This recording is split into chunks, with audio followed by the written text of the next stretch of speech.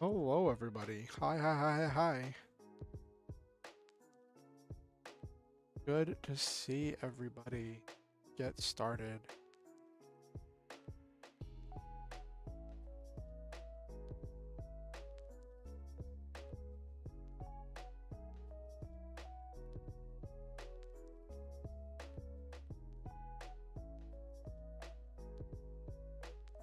Let me let people know I'm live.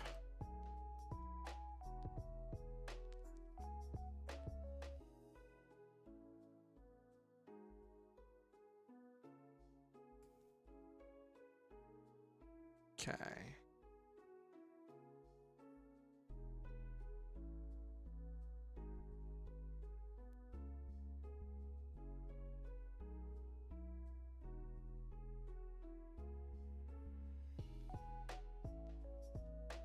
Okay. So I've let people know that I'm live.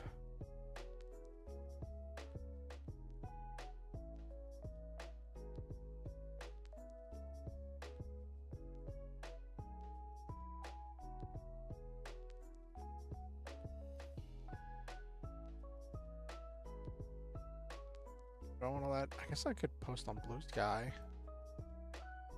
I really got to get used to being on Blue Sky. I finally get a Blue Sky account, and then I'm just like never on there. But if I'm not on there, I'm not going to curate my feed into something that I want.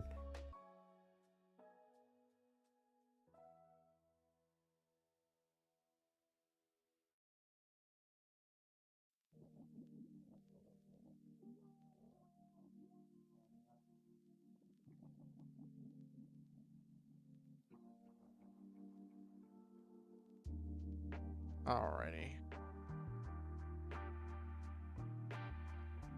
Hey Iris, how was your week? How was your first week of 2024?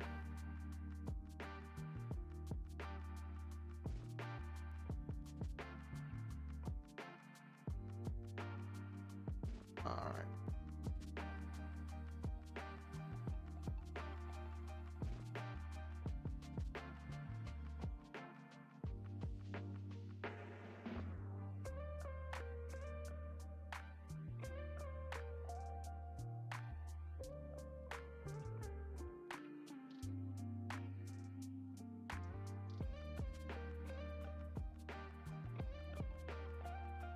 Busy, no longer sick, so I've had a lot of stuff to catch up on. Server admin work has been exhausting, and I spent all of yesterday prepping for TTRPG session today.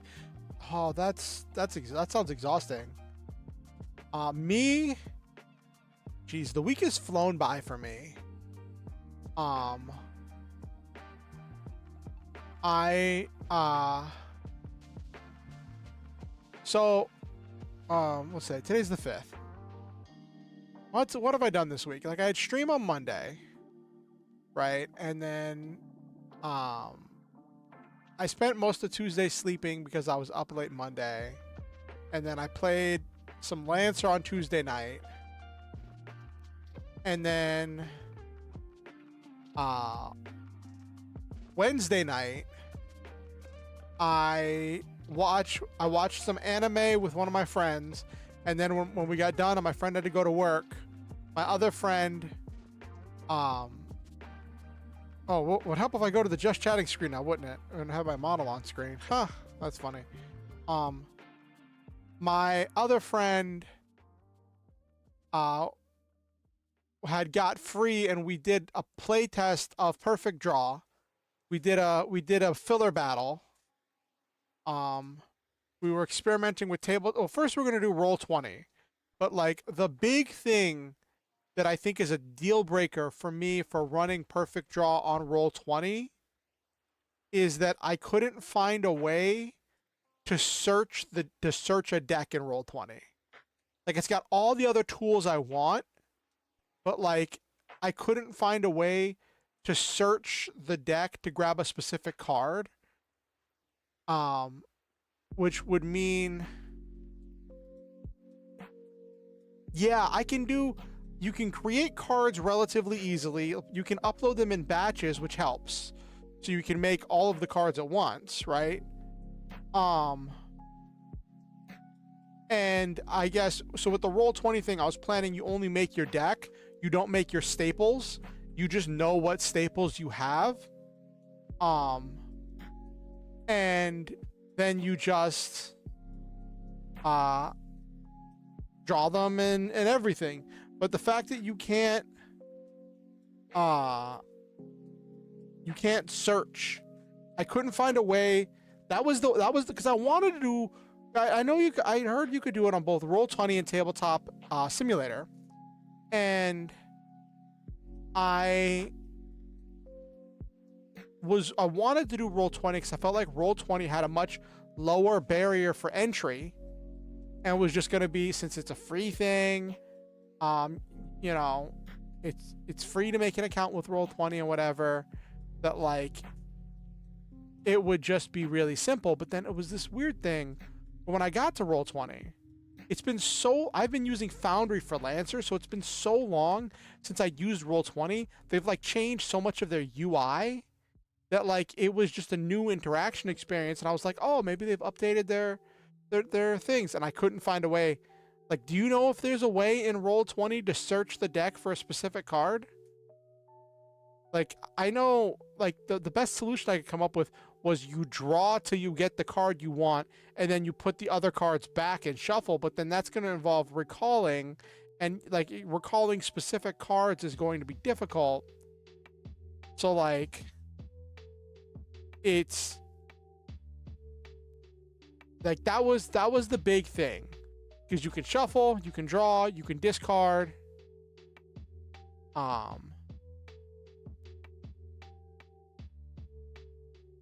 So, my friend Chris... oh, I gotta mess with permissions?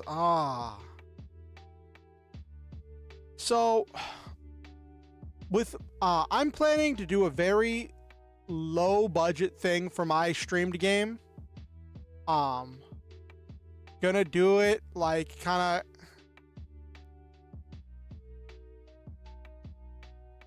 yeah, because it recalls all the cards from a specific zone. You have to put the, like, so you would have to put all the cards that you want to recall like on the tabletop, and then recall all cards on the tabletop for that deck. It gets really messy. So my plan, I wanted to go extremely simple for my streamed game. Because I wanted to focus on the gameplay, on the RP, and like on showing off the system, and like the narrative stuff that you can get with a PBTA game. So my plan is to make an overlay once I get and nail down who's going to be in my streamed game.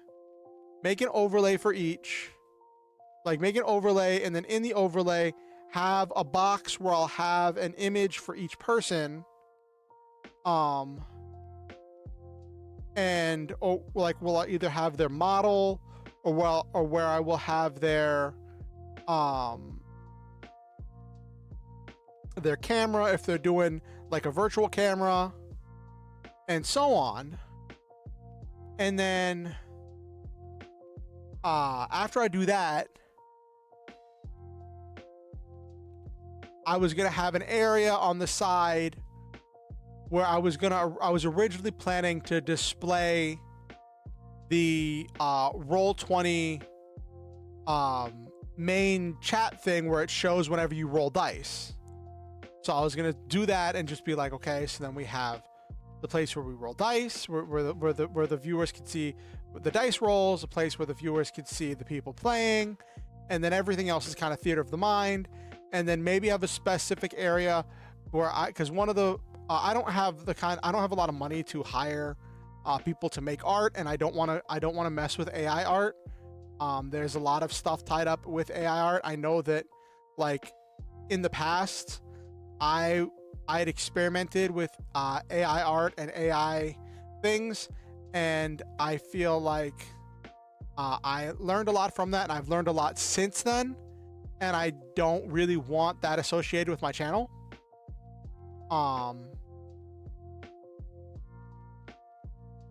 yeah, like there's a lot of stuff involved. And it was I don't mean like no, I won't. It was just funny explaining that because like I'm used to running in like specific kinds of circles where it's like, okay, yeah, we don't mess with AI stuff, right? And then when I was explaining it to my friend, who also wants to do the game with me, they were like, well, it shouldn't really matter. They're like, and they're like, well, my opinion is that it's okay as long as it's not being used for commercial purposes. And I'm like, you're monetized. Like, and I was like, well, I'm not monetized. My friend is, and they're planning to stream it on their channel as well. And I'm like, this is technically commercial purpose. So it's a messy thing. Yes. I'm like, even if we're not making money, it's still a commercial endeavor. I'm literally streaming it and getting views.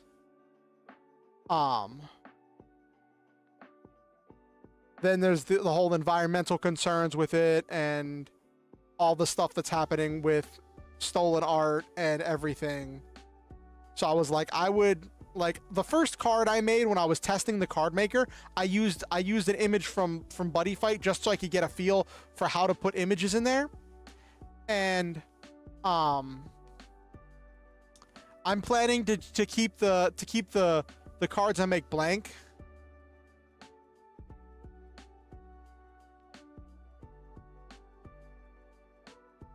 Oh, that's really cool. I don't public use and Creative Commons images? Oh, okay. I'm always scared to use those because I'm worried that they're going to be filled with like some kind of AI art stuff that people have like registered as Creative Commons in order to try to say this isn't AI art, this is Creative Commons. I'm always worried that I'm going to run into that and then somebody's going to be like, this character has 6 fingers, and I'm like, what? How did I not notice? But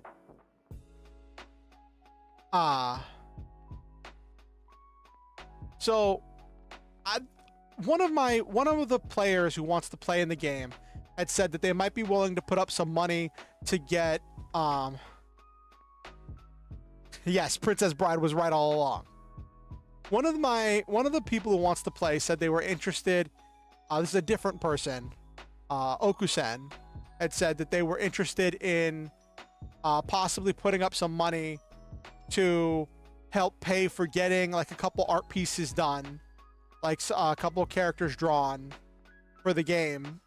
And I was like, if some people wanted to contribute to make that happen, I'd probably just be like, okay, let's get like 1 or 2 art images of like the bad guy's ultimate boss monster or something, and have that displayed for like the big climactic scene. So that's what I'm planning to do for mine. Right. Right now I've got 5 people who are interested, and I want to get some more experience with the game and hash it out a little bit more. And originally, right, what we were going to do for tonight was I was going to have my friend Crispy Synchron, who's one of the other players that wants to be in the game. I was gonna have Crispy Synchron come on stream tonight, and we were gonna spend tonight doing a practice game. But what we ended up doing, because Crispy ended up having time on Wednesday, so we decided to do it Wednesday night instead, so we wouldn't have to like deal with a lot of dead air time as we were uploading things on stream. And Crispy had a setup where apparently he's been in the Perfect Draw Discord for like months, and like he joined when it was still called card games in dangerous places, and I guess he'd like look through some like preview versions of the rules or whatever, and he'd done like a practice game with one of my other friends. So he had made a table for it and made a playmat for it in Tabletop Simulator. And I'm like, oh, that's cool. And so he showed me it, and he showed me how he had everything set up, and like he's talking about wanting to do this view and that view in it. I'm like, you can do what you want. I'm keeping it relatively simple.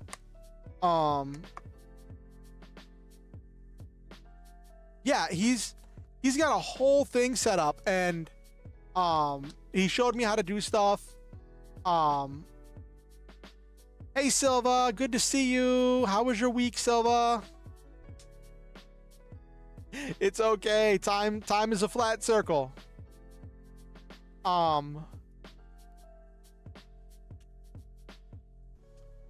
But yeah, so that was the thing that happened. We'd originally planned to run through multiple games, but then we ran through one game, and then we got curious, and we were like looking up things, coming up with ideas, and like it was answering a lot of questions about the game. And like I think I know I posted this in the Perfect Draw Discord. Crispy had an idea for the one move, the put yourself in danger, the risk everything to win. To like have each player make a table or deck of things that they're okay with having that are like fit within the category of risk everything to win in order for them to gain an advantage. And then if there's not something obvious to like story wise, this is the perfect thing for you to like how you can risk things in this situation, to pull from that table or that. Yeah. But I can tell you you're wrong, for I've seen the face of time, and it is like, oh no, is that a Doctor Who reference, Silva? Yeah, I think it, so one of the key things about Crispy's idea was that each person picks it for themselves. So it's not something being imposed on them that like they aren't exactly ready for or are happy with. It's something that they picked for themselves. And it could be something that's tied to their background, like maybe some secret about them is leaked somehow into the situation.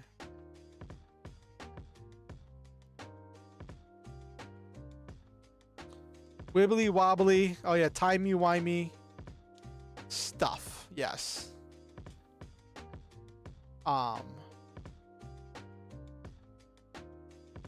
So that was fun. We had an interesting moment where Crispy was using the Kaiba deck from the demo kit, and I was using one of the ones that I was using the deck that uses the Titan Atlas, right? And one of the things we noticed is that it helps a lot if we're going to have a battle, for the player in the battle to start with at least one related baggage, to start with at least one advantage, because starting without an advantage puts you in a difficult situation. Hey Nabiru. Because starting without an advantage is just it cuts off some of your ability to like interact with the game, and it puts you in a situation where you have to like take extra steps. Yeah.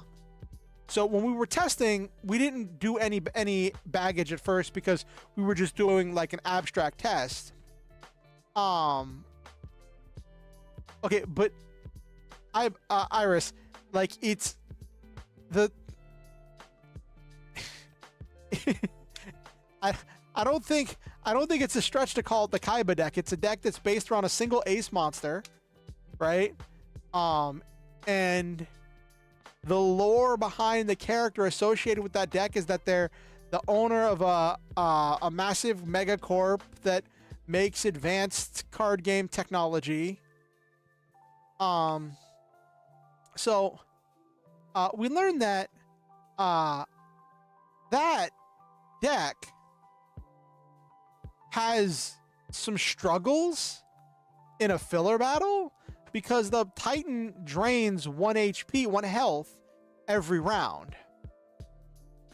Well, at the start of the player's turn. And when you start with only 2 health in a filler battle, that is quite dangerous.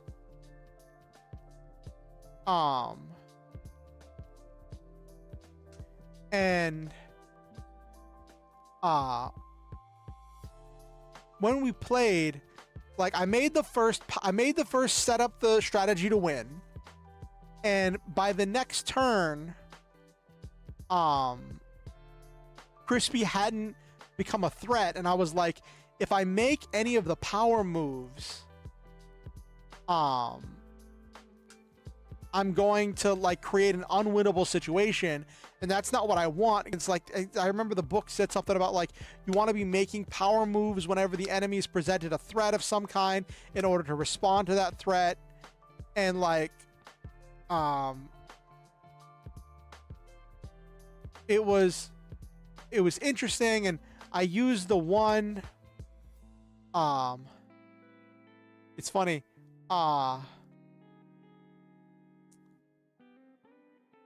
he yeah, you want to be meta relevant. You don't want to create an unwinnable situation for the players. So but since it's a filler battle, the NPC had one use of one response move, and I used the response move to counter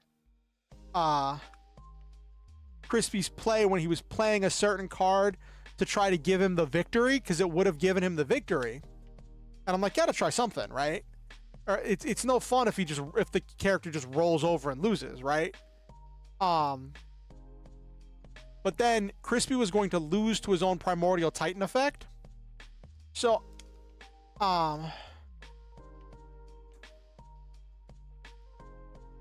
well, so in Perfect Draw, there's Draw the Perfect card, which players can use to literally do that.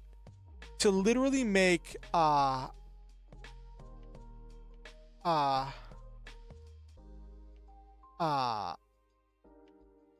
to make a card to fit the exact situation. So yeah, the problem was with the Prodigy, with the Titan Prometheus, I think it was Prometheus.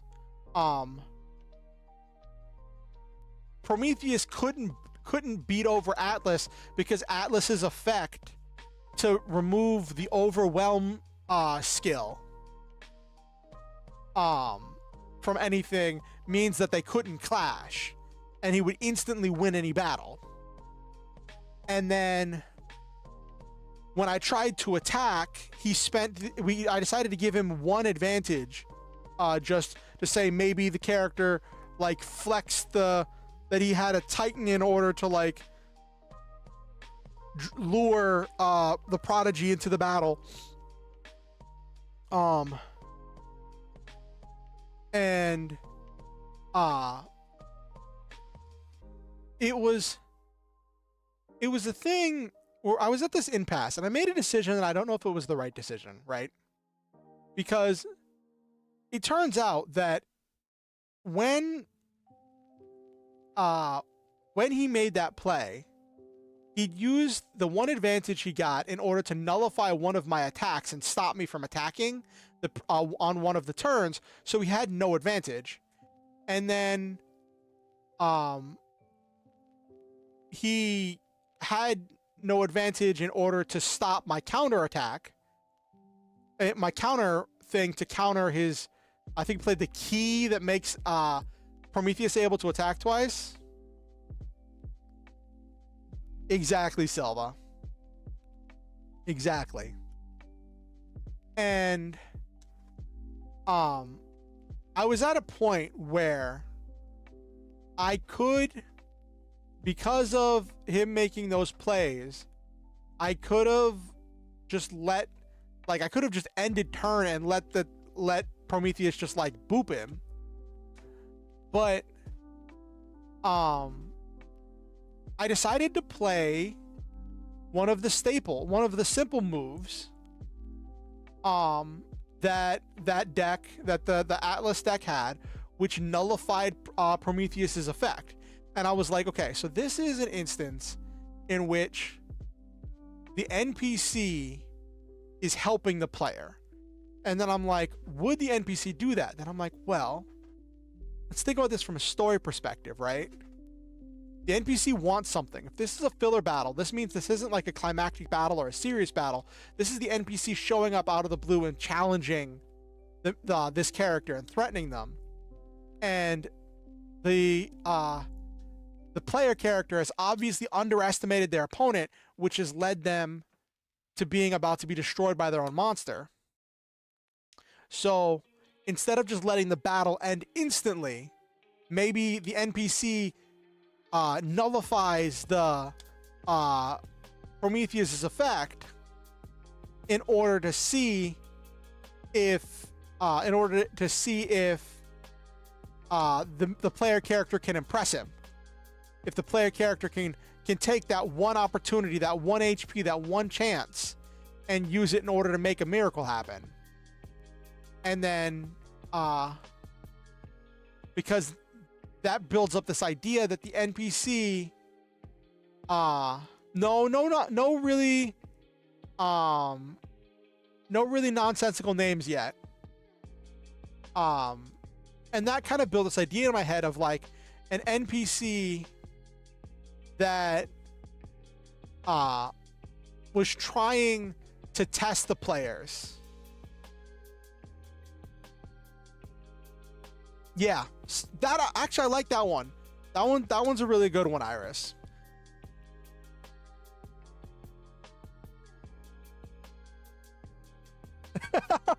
I can't wait to see your video essay, Iris.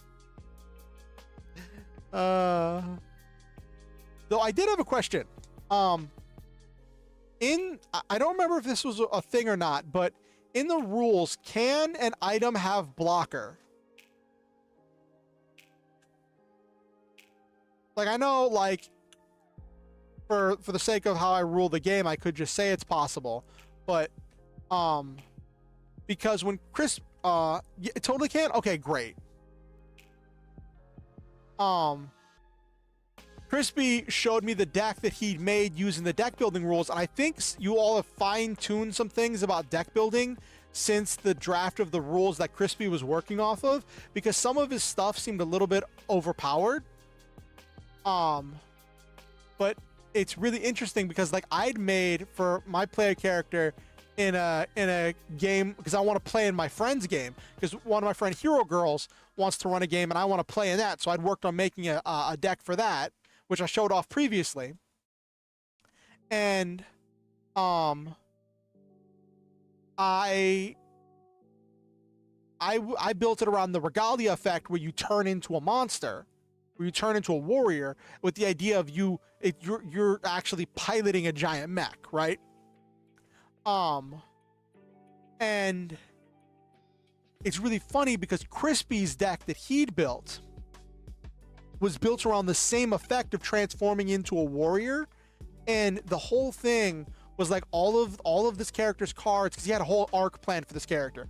All of this character's cards were like different pieces of armor, right? And like his main ace card was a gauntlet that turned him into a warrior, but the gauntlet had blocker, so he could sacrifice the gauntlet if someone's trying to attack him for game, right? And the character's whole idea for that one was that he doesn't trust anyone. He That's why there's no warriors in his deck. He doesn't trust anyone. He believes he has to fight himself. And all of his stuff is about amplifying his ability to fight himself. And he had a whole story arc planned for that character that, like, over time that character would learn how to have friends and eventually add warriors into his deck that would represent his friends as he grew and developed. And I was like, maybe you could have a barracks card, because the barracks was one of the example cards that generates a token every turn, a warrior token. I was like, you totally have a barracks card that, like, every time it generates a token, it's like the image of one of his friends. He's like, yeah, I could work, because then you don't have to make individual cards for each friend. You just have the tokens that pop out of the barracks or whatever. Call it Power of Friendship. And he was talking about getting eventually making a new gauntlet that would gain power for the number of other warriors on the field in order to, like, power of friendship through things in order to just become stronger and all that jazz. And it was really cool to see this whole, like, story arc that, like, Crispy had planned for this character. It was really interesting. Attack the Moon. Oh my gosh, Silva. Silva's another one of the players that wants to play in my game. So that'll be an adventure. I'm probably gonna do more testing this weekend, and then, like, work on getting people together to start ironing out scheduling things and figuring out when people can do what. You promised to talk in the Yami Yugi voice. Oh, great. What have I got myself into?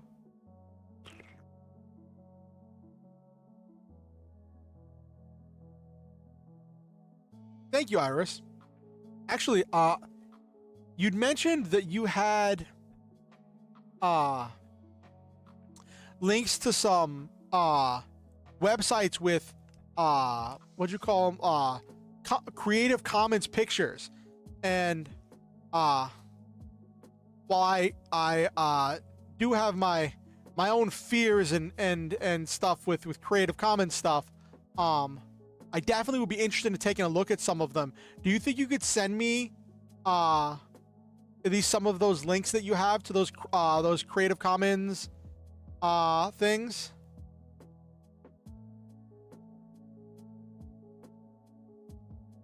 Thank you. I would love to look at those, so that way if I see anything, I might see something that, like, so that way we don't have to worry about getting art made if I find something that looks like it'll work for it. Okay.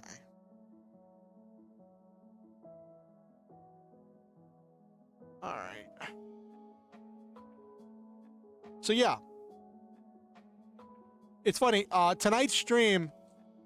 So originally I'd planned for tonight's stream to be a test play stream where I was gonna do some test games with Crispy, but then we had time to do it on Wednesday, which that worked out. Crispy showed me how to upload cards into Tabletop Simulator, and I got a save file of the thing, so that way I can manipulate the stuff and work on creating my own world, because I have Tabletop Simulator. So I can work on creating scenarios to use and testing some formats. As we get closer, I'm planning this. I want to start my streamed game around early February, around the time when the Kickstarter is going to kick off. So that way we'll be able to, like, link people back to the Kickstarter.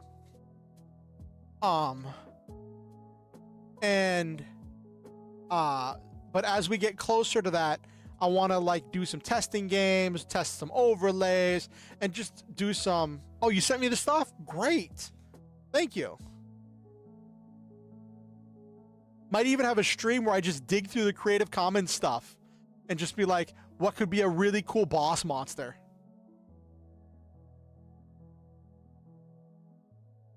That'd be an interesting stream.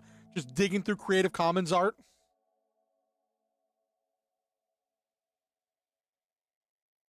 Oh, you eepy? It's okay, Iris, if you're a little bit eepy.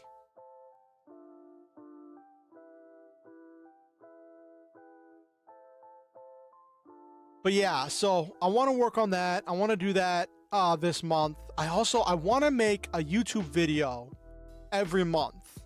So I have to like start working on like oh, I'm sorry, Silva, that's rough. I want to start working on like being able to like record, like start a recording while I'm doing a stream and then use the recording in order to make a video. I'm thinking next time I do a perfect draw stream, I might record part of it in order to turn into a YouTube video. So that way people can get that information without having to watch through an entire 3-hour stream.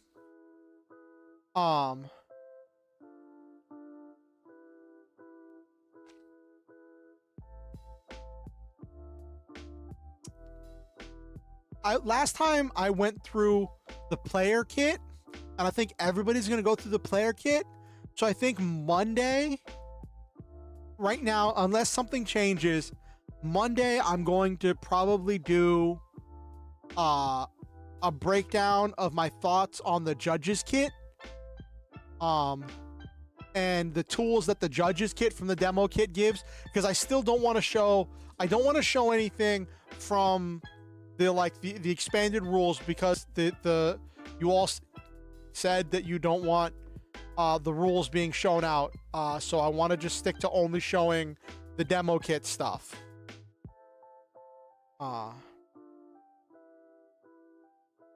So I'll probably do that. But that's gonna be its own adventure. So I might turn that into a video of just a review of the judges kit. Or I could go back to my review of the players kit and edit that into a video. Maybe I edit them both into one long video. Who knows? So yeah, originally I was gonna do a perfect draw stream tonight. And then I was like, okay, so I got that sorted, so I'm not doing a perfect draw stream. And then I got my hands on, I acquired Zoids Versus 3, which is this, so Zoids Versus is a GameCube series where you play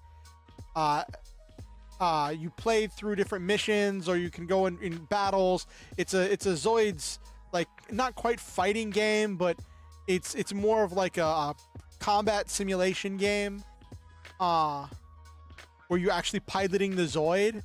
And Zoids Battle Legends was what was released here in the US, and Zoids Battle Legends was Zoid Versus 2. I have Zoids Battle Legends. I played it. I've unlocked everything in it. I've played it to death, and I love it. And I found out that there's a Zoids Versus, yes, Zoids Gaming Time. I found out there's a Zoids Versus 3, which has more Zoids, more features, and was just more developed. But it was never released in the US. But the same person who made the Zoids Saga DS patch also made a Zoids Versus 3 patch. So I was like, ooh. So over the course of the week, I had been working on getting that set up, and that took some doing, because it adds like some custom textures in order to get English images into the game, so that way you could actually read what was on screen. And sometimes, so like that took some doing and some figuring out in order to get that sorted. But then I never it's gonna sound bad, but I couldn't get around to making a thumbnail for Zoids Versus 3. So I was like, I can't I don't want to just have a generic thumbnail. I want to make a Zoids versus 3 thumbnail when I start doing Zoids versus 3. I've done some test games. I've played around a little bit just to get used to the controls. But so I went with my backup, my backup right now, because the game I want to be working through and trying to get through is Zoids Saga DS, because I'm really enjoying it, and I'm kind of on a Zoids kick, and I want to see where it goes. Definitely gonna have Zoids featured somehow in my perfect draw campaign. Some like off-brand Zoids. So yes, it is gonna be some Zoids gaming time. We're doing Zoids Saga DS tonight. And we gotta see, because it's been a little bit since I played it. It's been like a week or so, couple weeks. I think it was right before Christmas, or was it on Christmas that I did it? But it's been a decent bit of time since I did some Zoid Saga. So let's get rocking and rolling. It is after 9 o'clock, so let's get to the actual meat and potatoes of tonight's stream. All right. Oh, and then Thursday night I watched Critical Role. It was Candela Obscura, because that's their the thing they do on their off nights now. And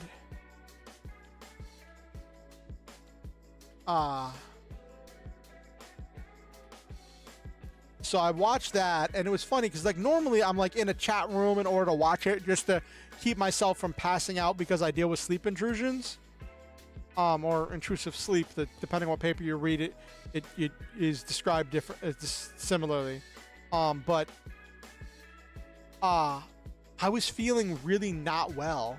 So instead of sitting at my computer and like sitting up, I like watched it from bed on my phone. And like, sure enough, I did pass out a couple times in the middle. And it was really weird, because since I had the stream playing and I fell asleep, I was like having dreams of the scenes that they were describing in the Candela Obscura episode. So like they're doing this like gothic horror RPG, and like I'm seeing the images in my dream as I'm like passing in and out of consciousness. It was so interesting.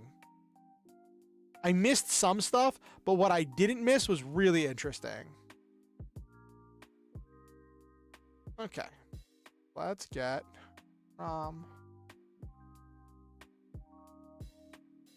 Oop.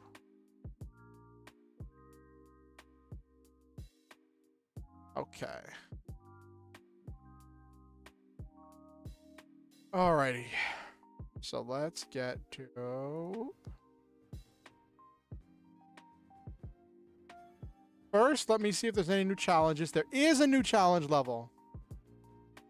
I've had it happen before where I've had dreams of TTRPG stuff. I got really into my D&D character, and I had dreams about my D&D character and about my DM's D&D world. It was really interesting. Oh, that probably said something like unlock. Okay.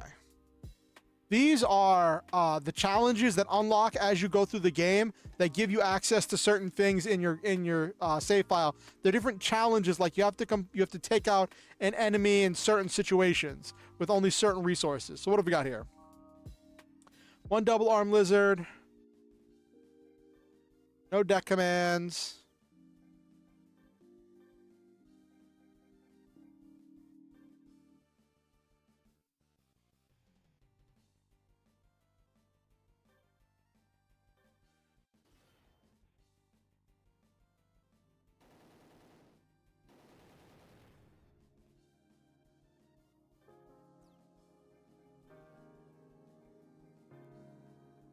Killer Beak.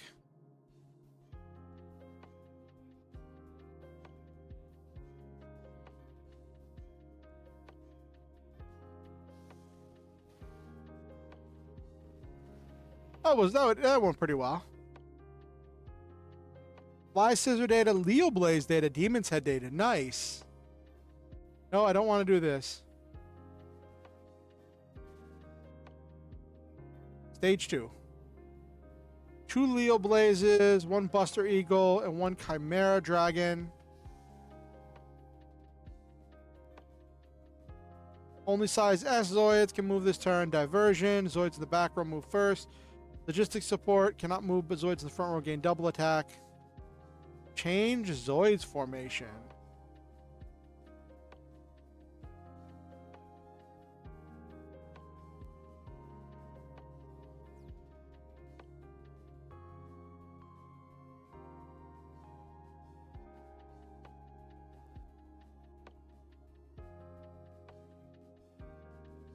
Okay. Leo Blaze is a close range. The other 2 are long range. So let's do...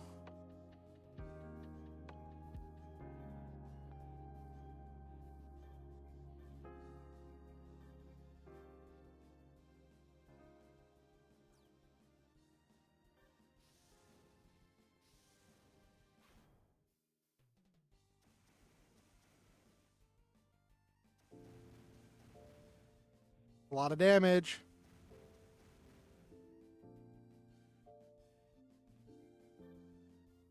Okay, good. I do have a way to heal.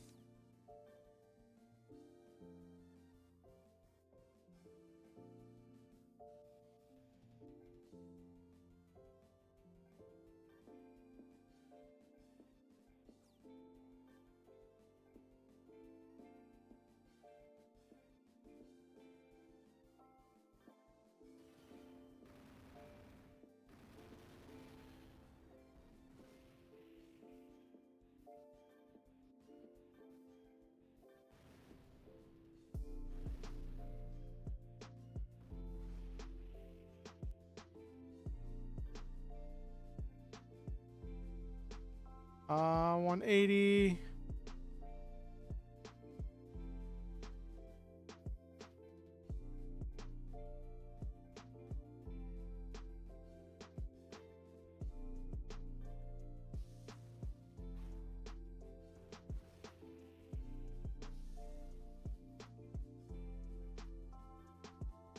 Now I want...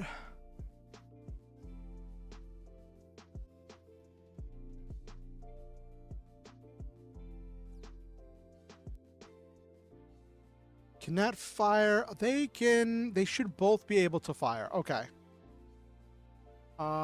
Let's do...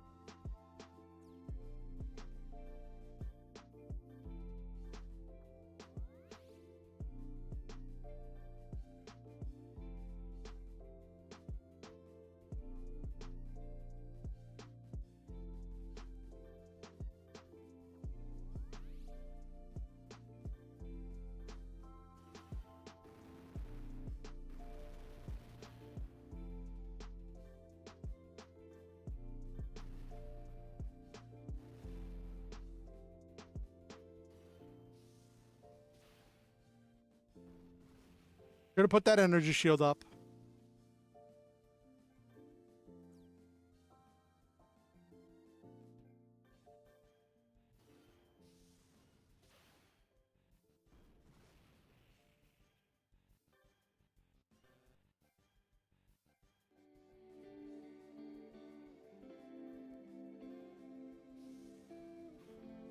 Ooh, just barely won. Okay.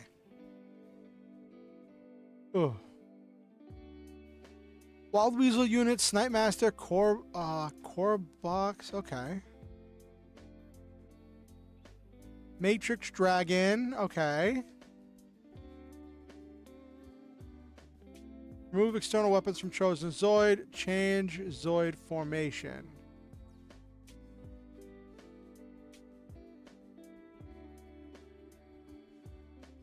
I want to change Zoid formation and move the other two back.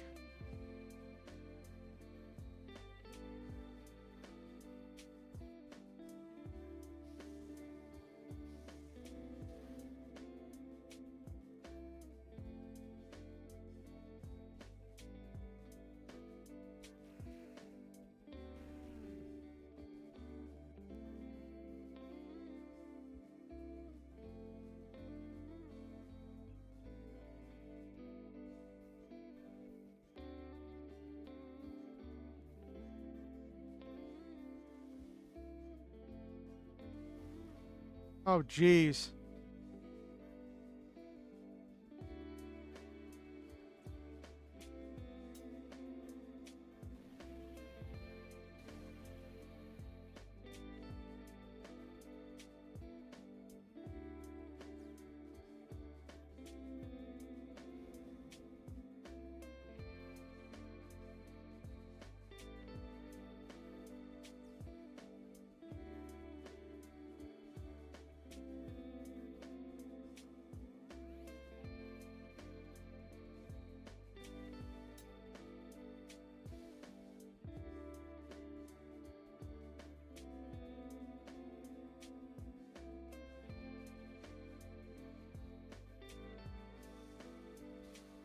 Oh, I got to use the accuracy. Okay.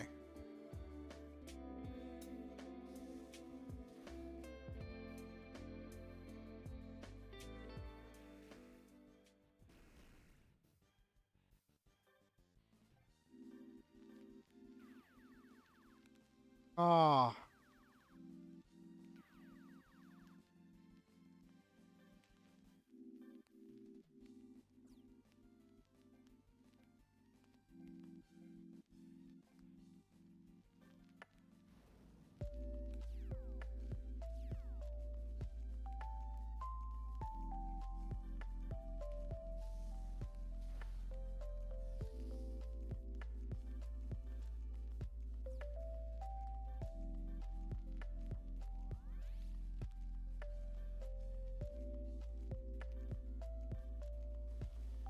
Okay.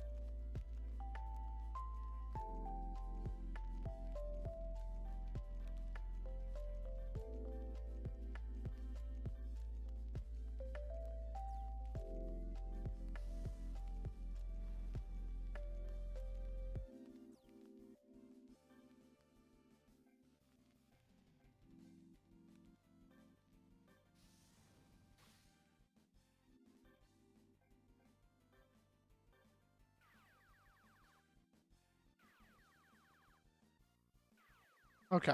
All right. Now we've got. Ah.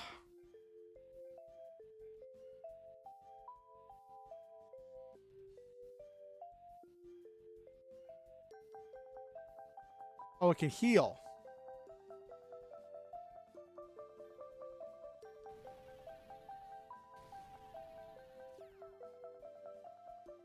Oh, I wonder if it's a thing where like the extra weight is what's causing him.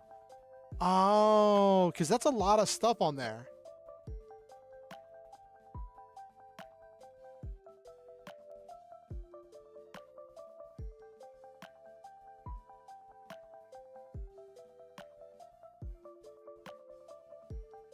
Oh, okay. All right.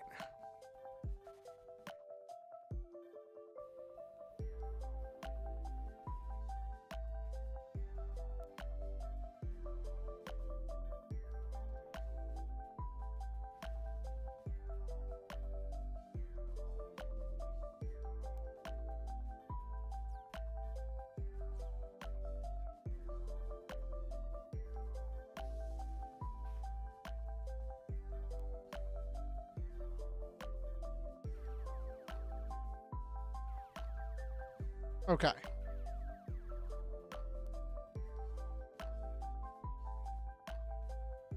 There we go. Now he's back up to spec because he's not overweight anymore. Okay.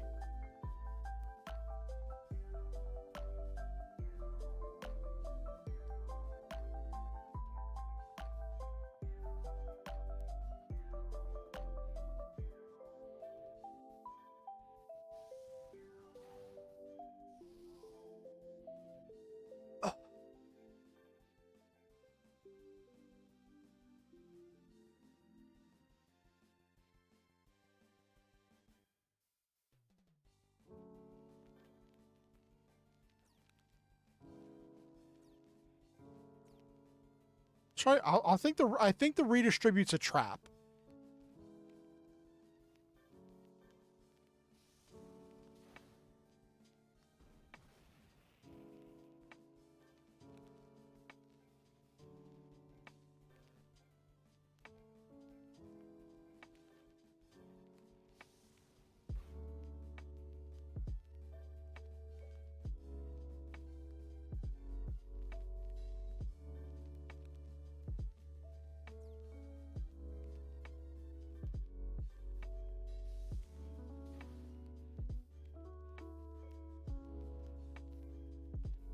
Okay.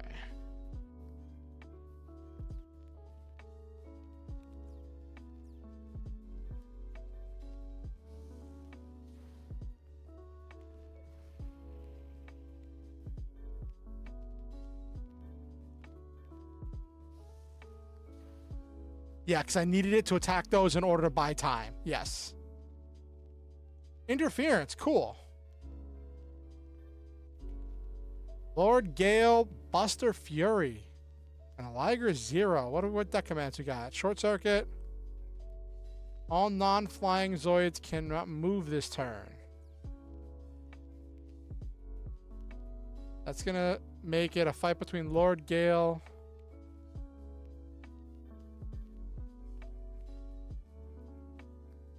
What attacks have we got here?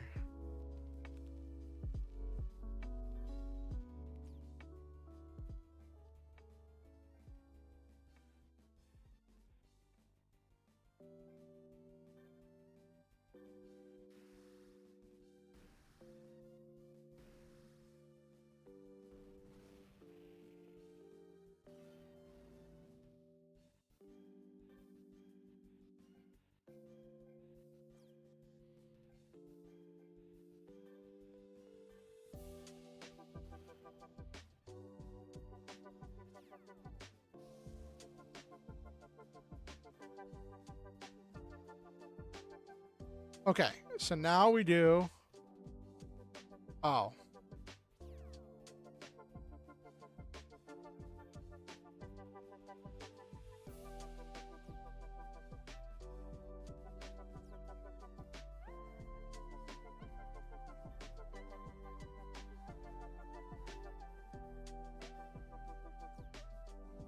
Oh, I have to use flight. Oh my gosh. Okay.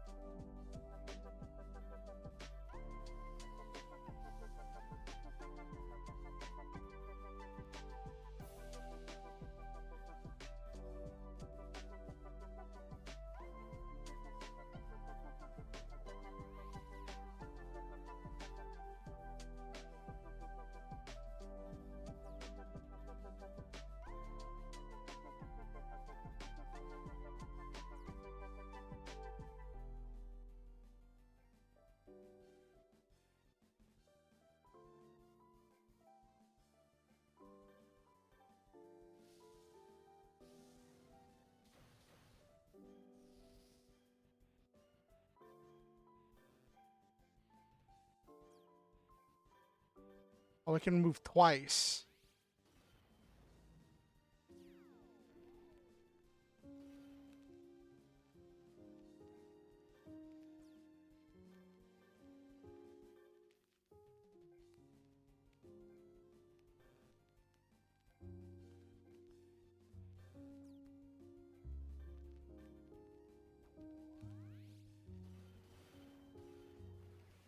Oh, that's a problem.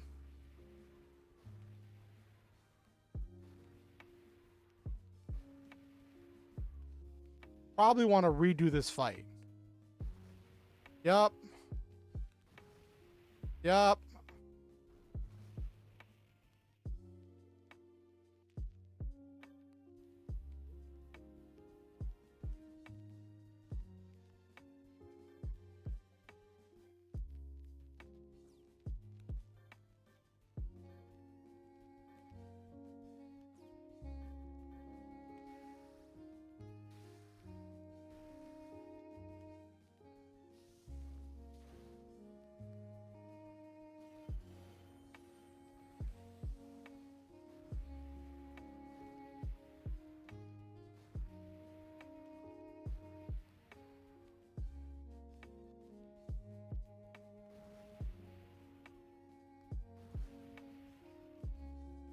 Oh. Well, that was anticlimactic.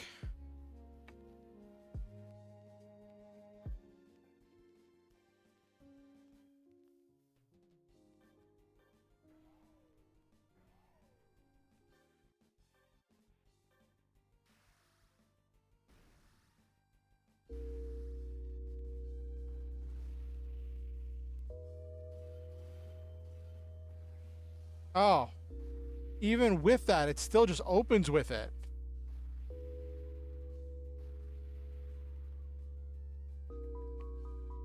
So it's gotta fuse.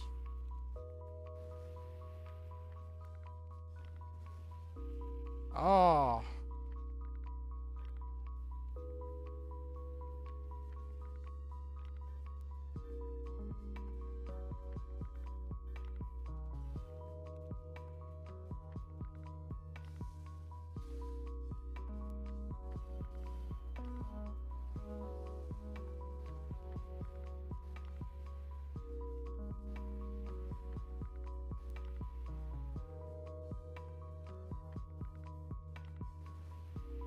Oh, that's better. Okay, so one healing item, so I can take another hit.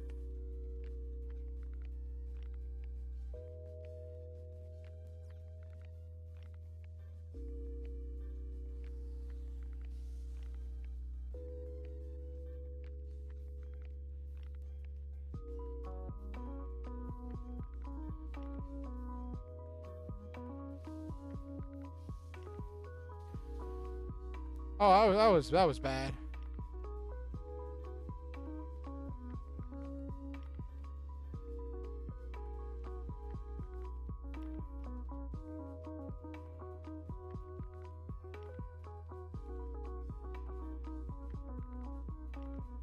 He just swore? Oh my gosh, that's funny, Iris.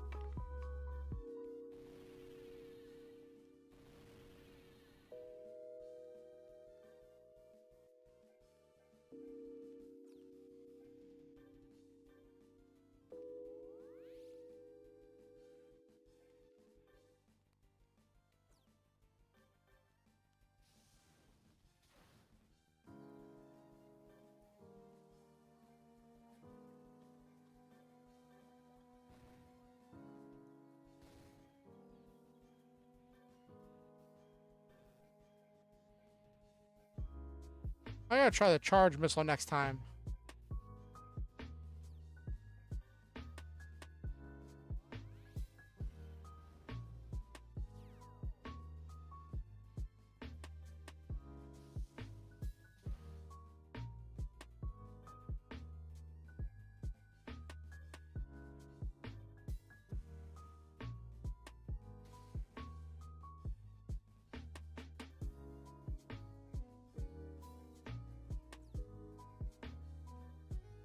Ah.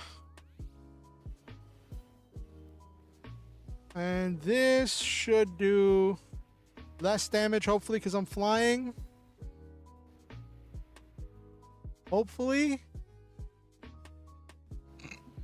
Oh, nope. That did more damage than when I was on the ground. All right, we are gonna...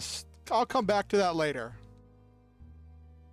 Let's get back to the actual gameplay. It's been like 30 minutes.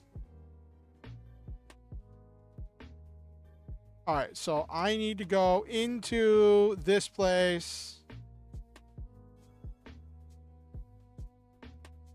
All right.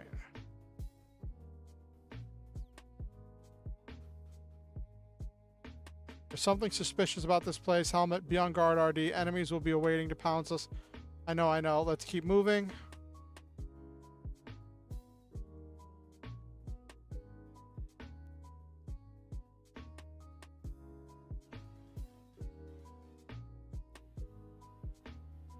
Ooh, these are regular Saberfangs, not Saberfang Olds. And Gun Sniper Weasels. I want to get the data from them. How am I doing on HP? Everyone looks good.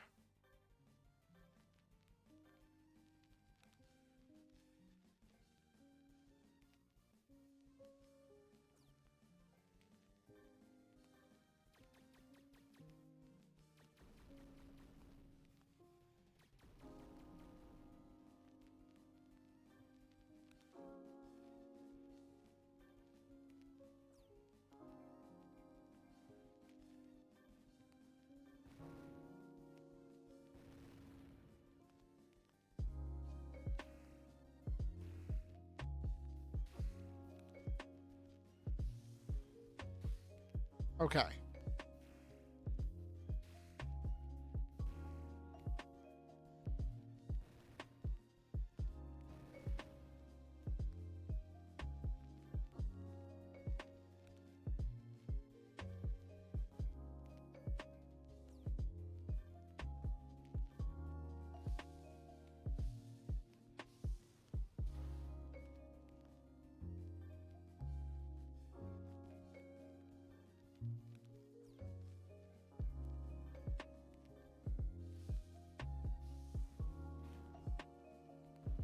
All right, we just got to work through them one at a time.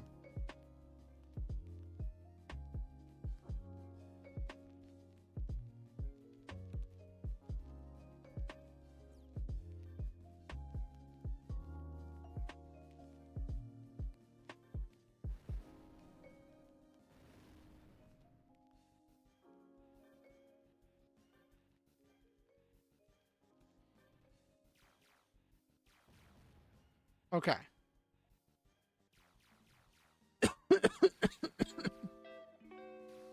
Thankfully, my team has pretty decent evasion and pretty good armor.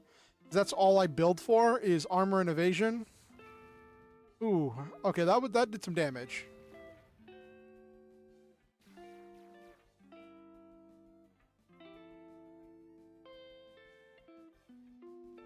We are going to friendship.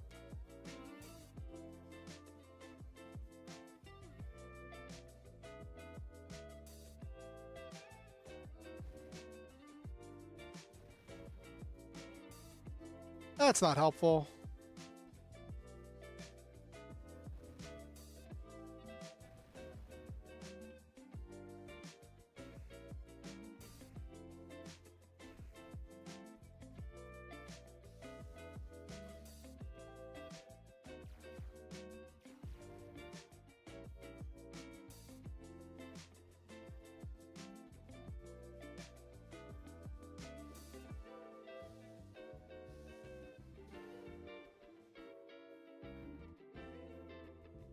Very anime style alt win. If you summon Liger, 0 Liger, Jaeger, Liger, Schneider, Liger, Pants in this order, you win the game. You're funny. That would be funny. Make an Exodia out of Ligers.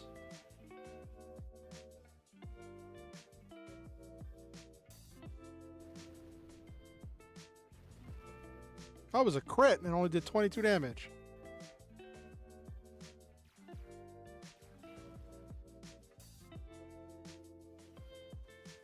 Not the missiles. I friendship too soon.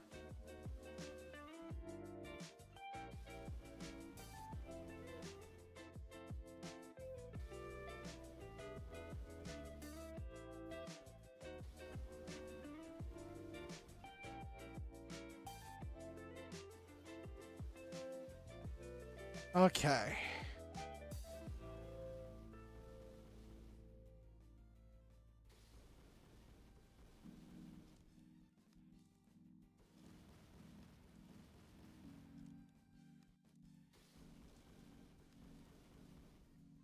Laying on the attack.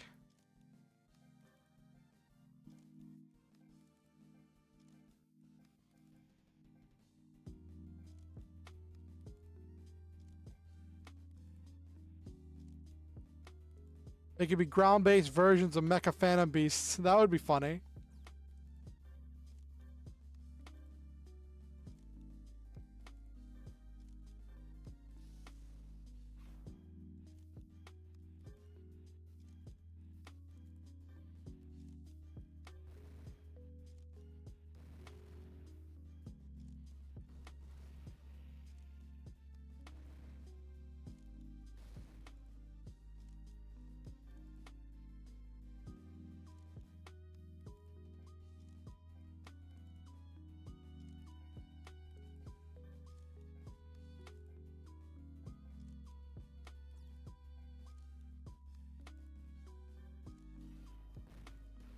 Mecha Phantom Doggy, exactly.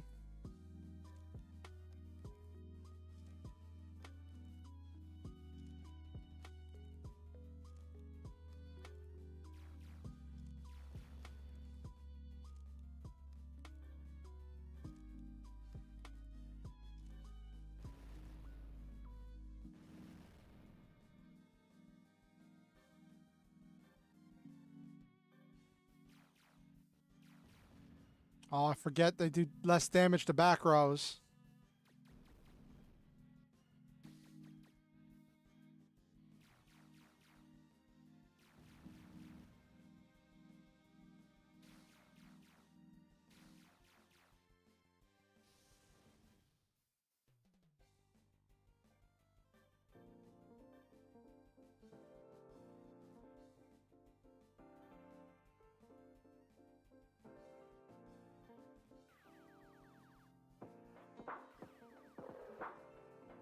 Let's just get a little accuracy. Hopefully it increases the chance of critical hits.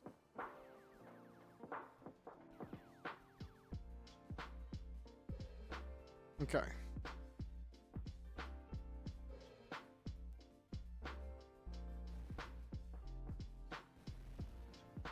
That's doing more damage.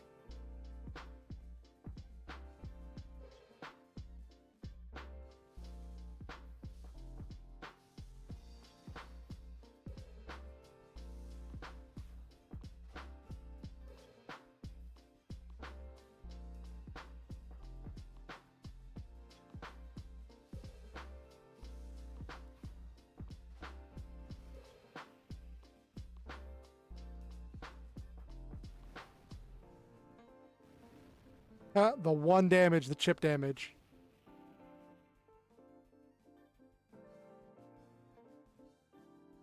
Who needs healing? Regina needs a little bit of healing.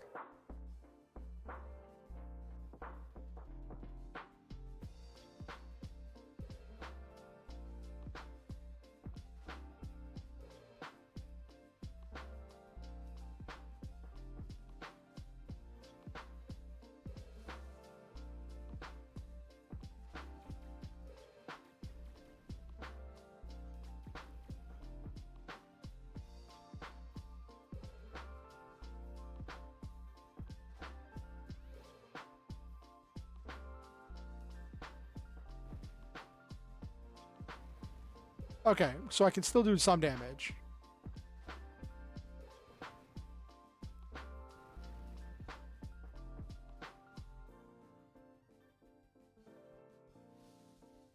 Please tell me I get the Zaberfang data.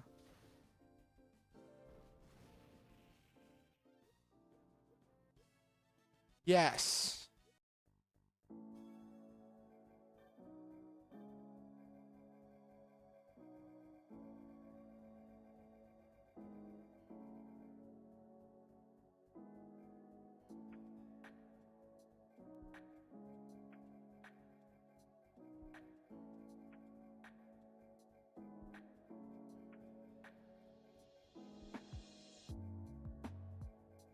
I could have sworn I just got the data for the Saberfang.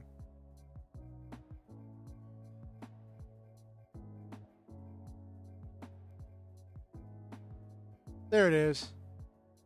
Alright, cool. So I can turn a Saberfang. Let's look at the data on this. Weapons 4, 110 HP. 25. 80 weight. 190. 150. 150.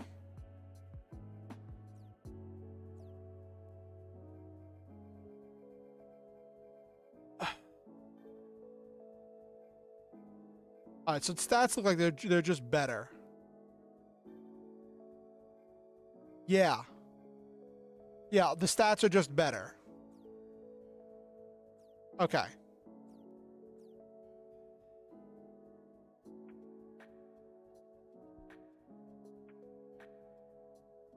Is there no way to get over there?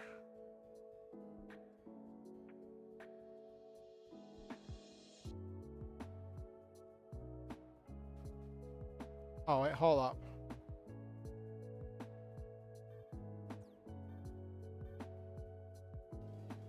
What have we got here? Command wolves, gun snipers.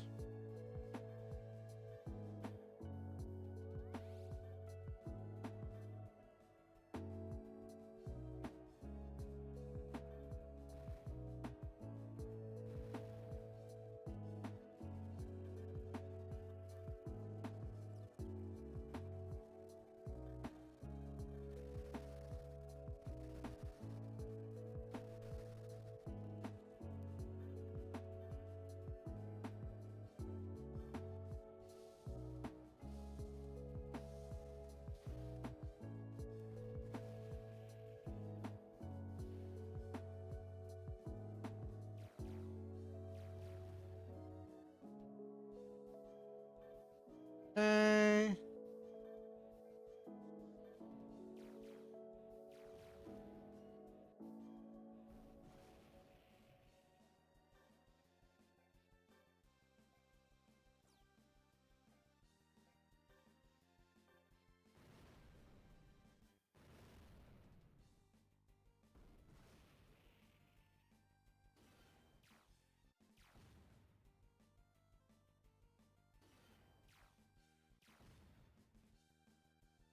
Oh, wow. We are going to heal you.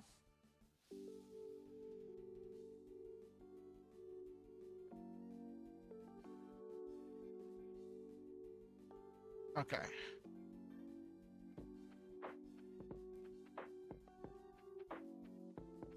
I have the data on all of those Zoids.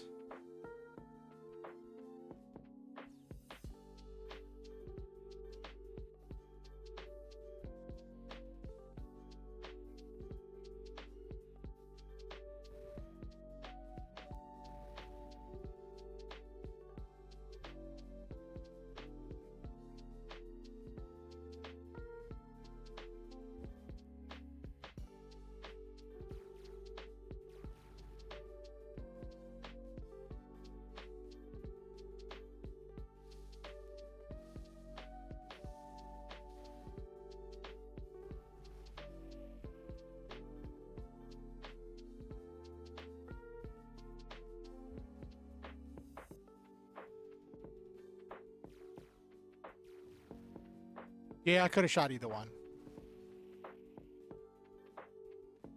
Gonna disconnect now, do a silly thing, and then take a nap, but it was a lot of fun getting to watch.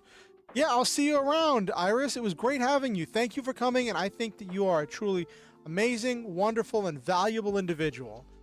Thank you for being a part of this community, and thank you for making the world a better place by living in it.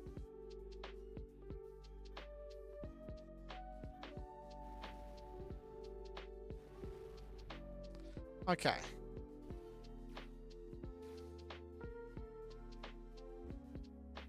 Will do, Iris. You have a good night.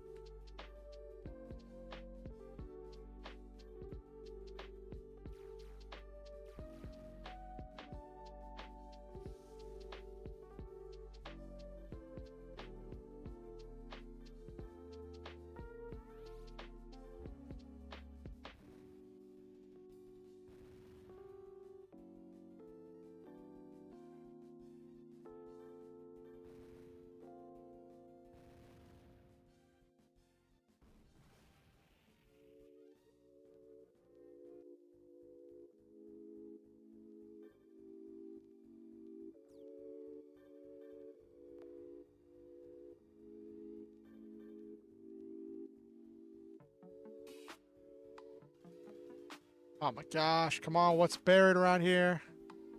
Ooh, Nightwises and Diplogons. I need data from all of them.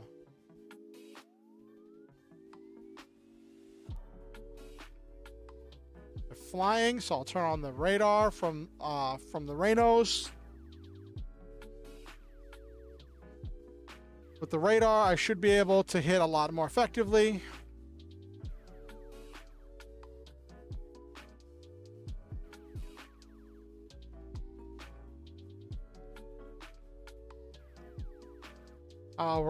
They're doing their buffing moves too.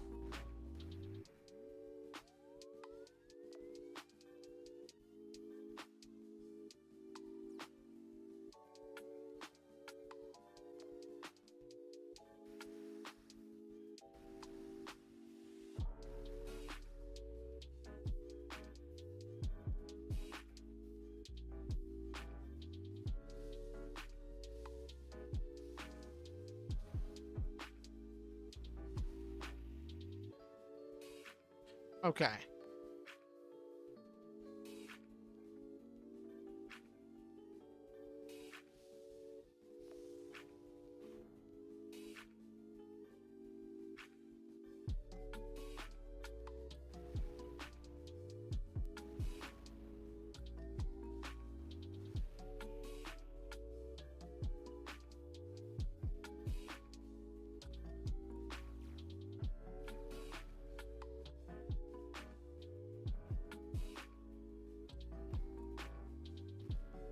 That's some damage.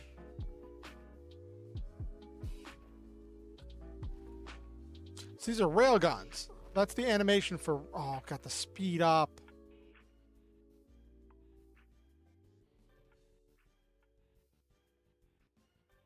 Let's do a quick heal. All these things bring it... Well, it already brought its evasion up.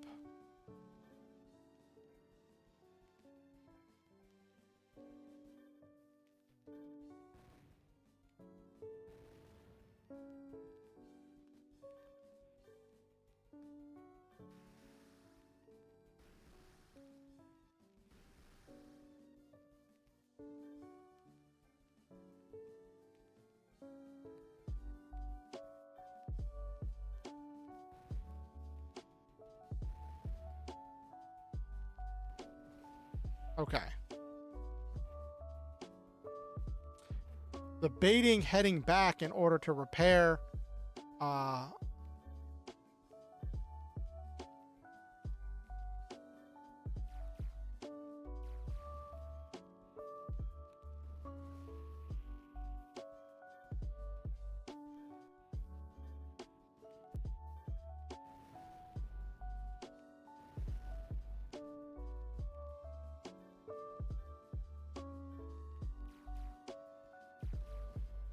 okay. Of course, its evasion's going up. Think I should have them beat this round.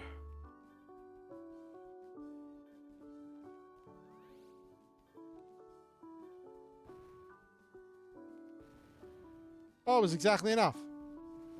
That's funny.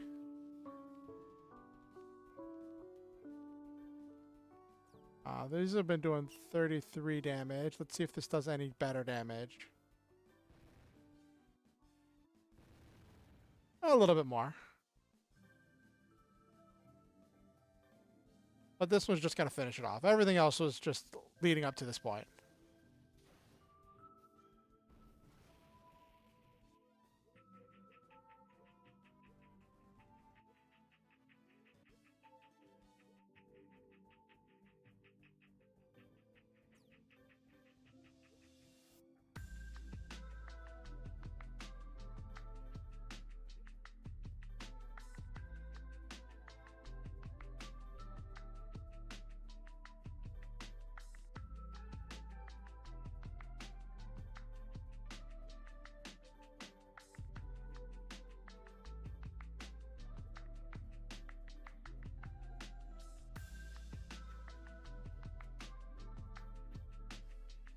Ooh, Gun Sniper Weasel. I think I already had that.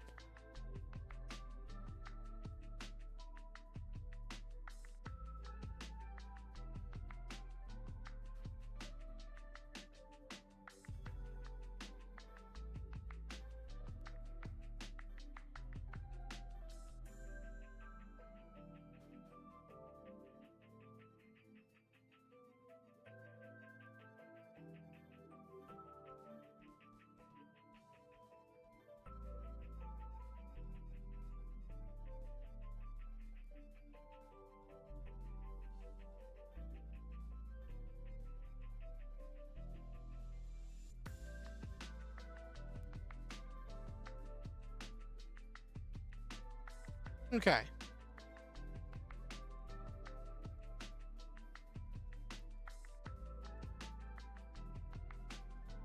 I saw a heart pop up. Was that an Okusen in the wild sneaking back there somewhere?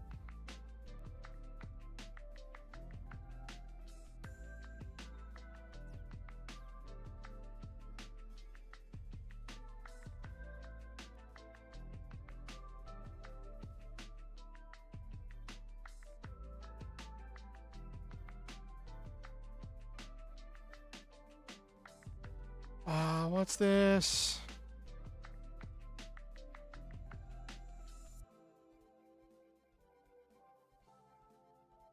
Oh, just a starry chick. Hey, multi-star chick. Welcome to stream. How are you doing? How's your day going?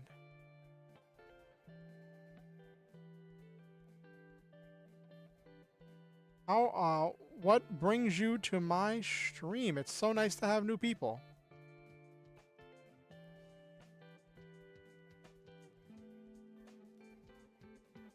Extra armor there.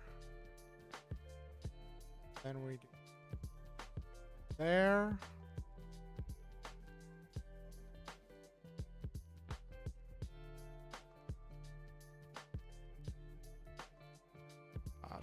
Compound sensor. How was your week, Starry Chick? How's your new year been?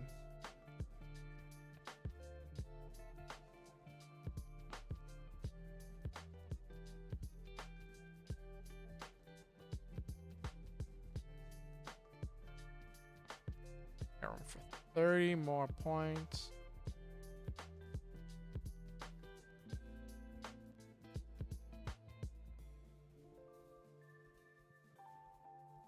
There we go.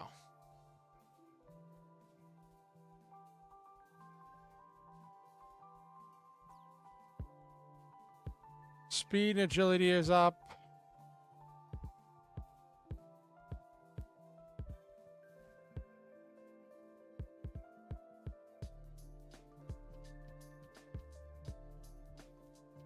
It's funny. Like, I think those weapons had increased in power output, but now they're back down to where they were, but they'll go up even further now. And these ones look like they're much stronger. All right.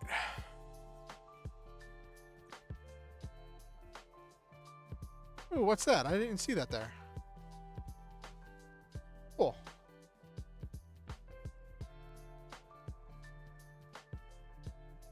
Good. Still have some bandaging I'll be administering during the stream. My new year's been great, though. Oh, that's great. Some bandaging. Hopefully nothing serious.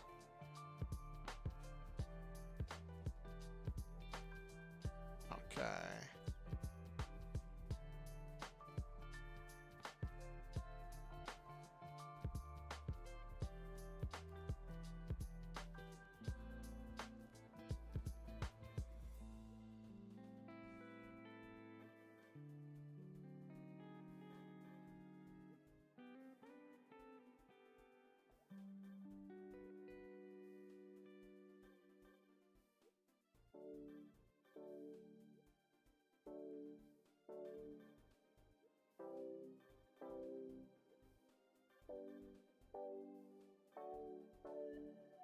Oh, you're a full-time caregiver. Ah, okay. That's cool. I used to take care of an old guy as a caregiver for a little while. Get off the coast? It was a fulfilling job, but it was...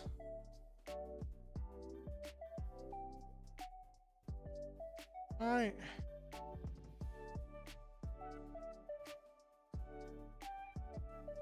I think the item is like in that water there, and I can't get to it without the hover cargo or some other way to go to hover.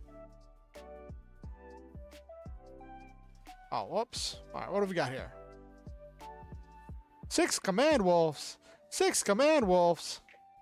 But yeah, you took care of an old guy, and a lot of the stuff was just like keeping track of him And like it was rough because I got hired to do that job because to take care of that old man,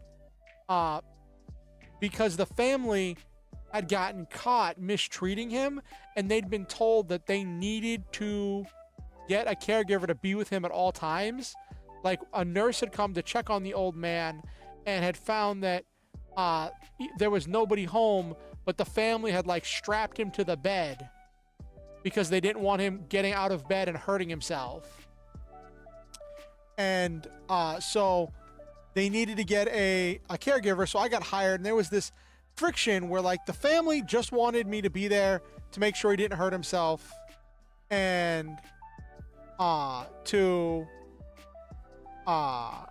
just be there and fulfill that role, and you know, make sure he got food, put the thickener in his water, and you know, clean up after him if he needed cleaning and all that stuff, right? But the nurse who would come would be like, hey, you should be doing these physical therapy exercises, should be doing this, should be doing that. And I would try to get him to get up and get around and get moving. But the family was like, we don't want him to be up. We don't want him to be around. We don't want him to be doing a bunch of stuff. So it was like this push and pull. All right.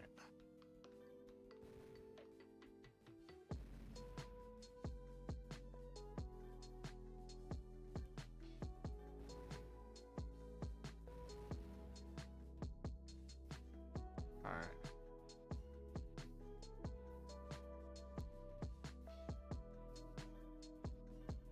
All right.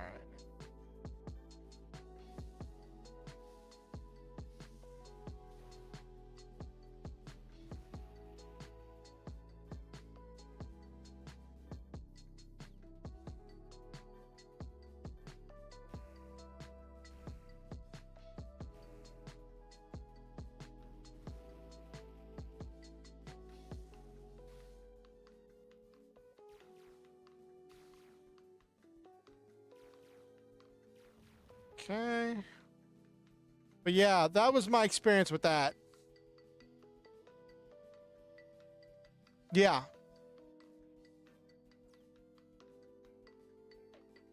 I think it is important to keep doing things.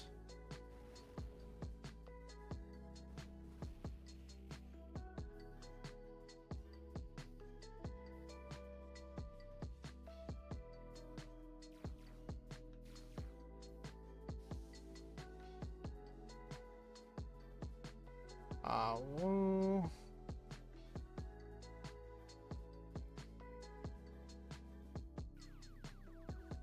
Okay, sending more of them do the smoke stuff. I'll try to leave one alive, then I'll do junk parts in order to try to get any parts they have equipped.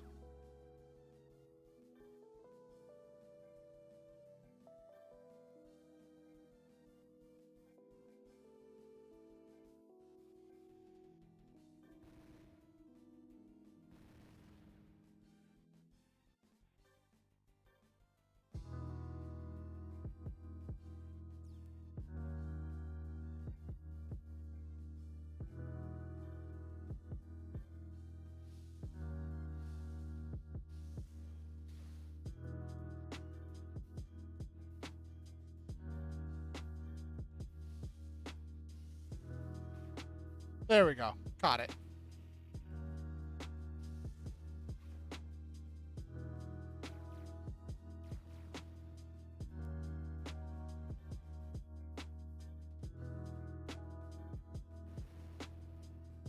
But yeah, it was an interesting time.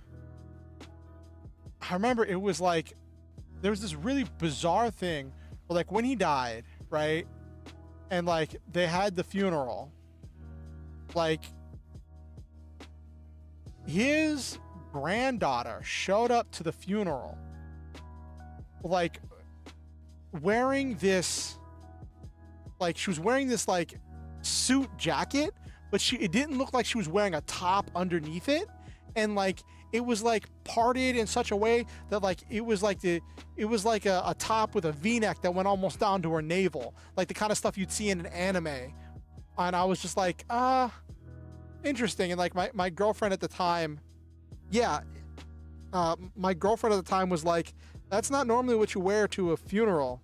And it was really bizarre because like when he died, it was like he'd been up, around, functioning, healthy when I'd seen him, and then 2 days later, when I was getting ready to ride my bike down to go watch him, I got a call saying, "Oh, you don't have to come down here. He's passed away." And I was like, "Oh," just seemed like he hadn't been showing any signs of anything getting worse, which was just shocking. But I mean, that's how it is. Like whenever you're that old, like stuff can just happen.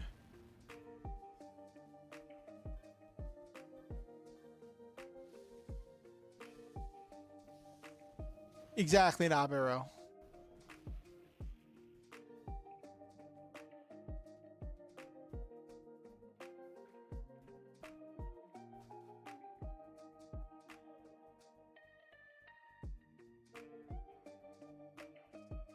Oh, great. More Black Rhymoses and gun snipers. I don't need any of those. Let's try to lay down some hurt on. Yeah, definitely.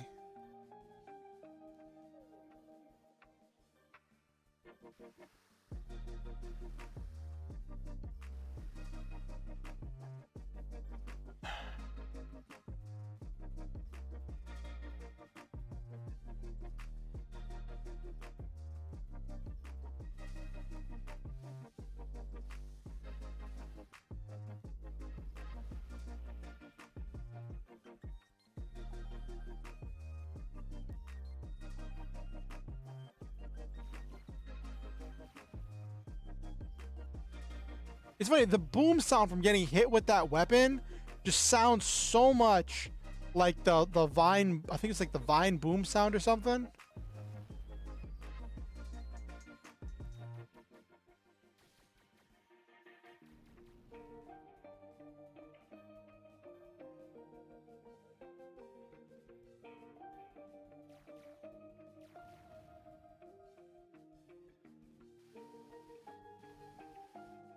Oh no, not the freeze.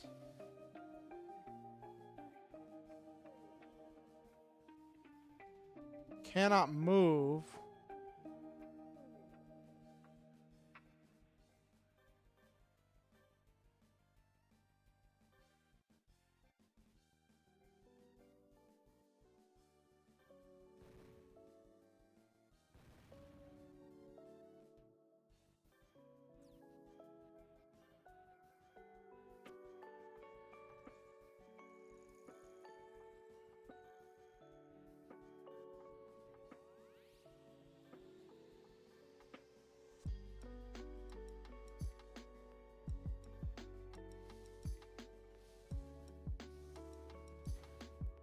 Okay, well, that was a crit.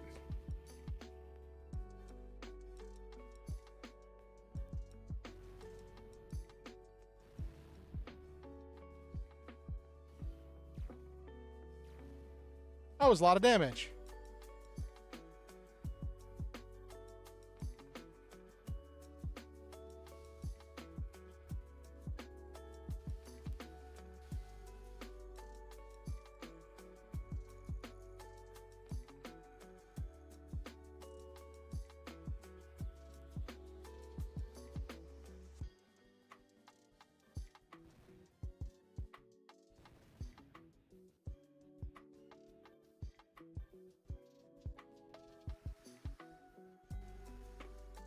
Alrighty.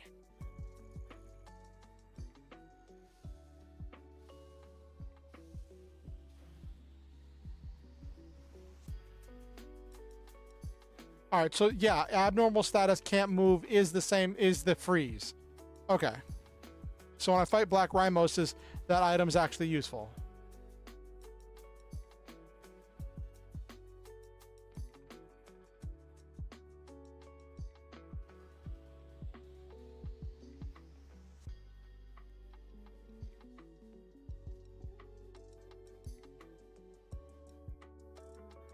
Let's get that radar. Accuracy. So how long have you been a caregiver, multi-star chick?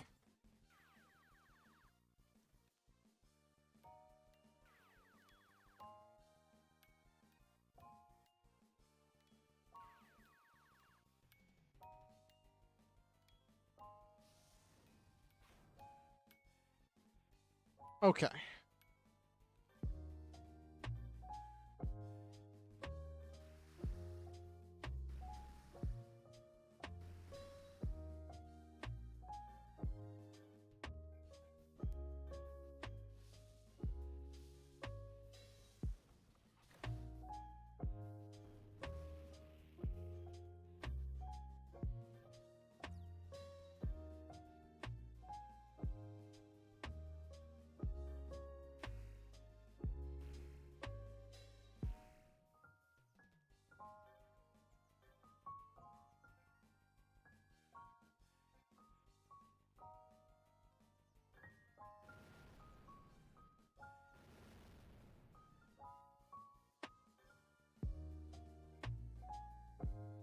Full time for this family member about 9 months, but I took care of my biological grandmother. Oh, okay.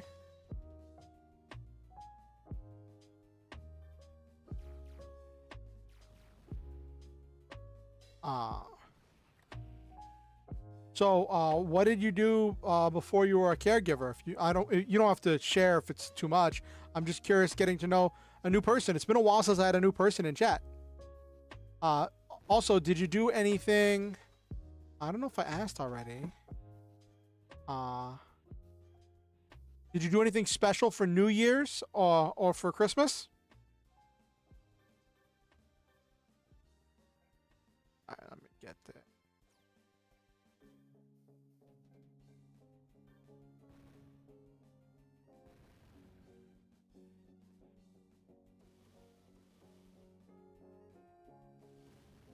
Okay, so well, this is like, at least these enemies aren't being super hard. Like, I think I'm Ooh, I need to heal up. Great. Live in 24/7. Oh wow, that's cool.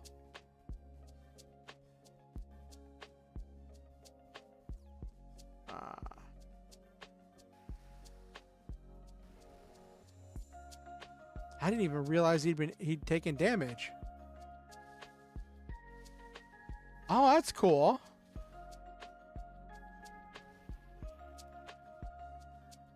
Okay.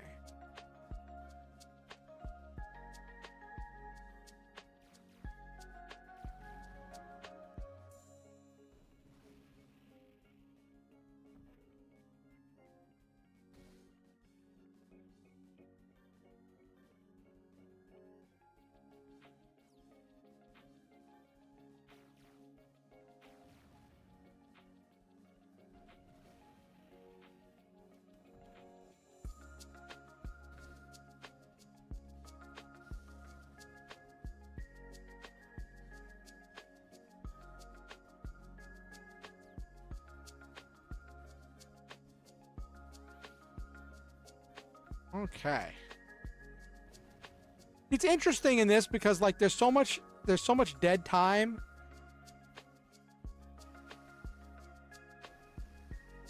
That's cool. It's good that you have a goal for that. I did pharmacy tech for a while. And I did it for a little over a year, and I learned very quickly. Hold on 1 second. I'll be right back. Give me 1 second.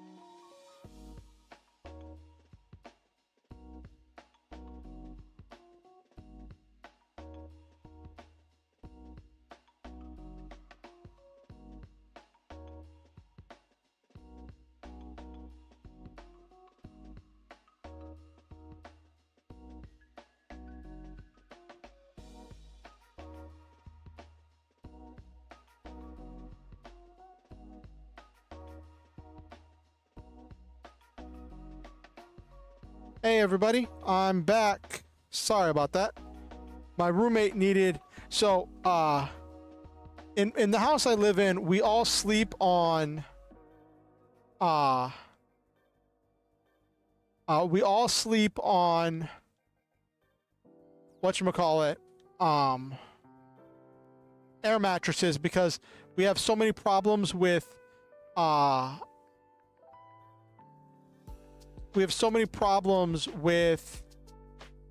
bed bugs, and they don't really take up in the air mattresses.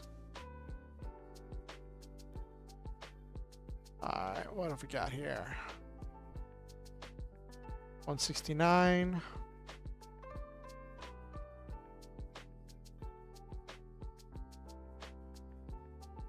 There we go. A little bit of plating for some extra defense. Actually, can I do, instead of that, how much is Physics U?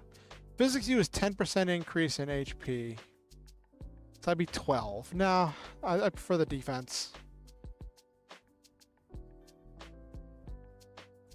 Yep, that's fine.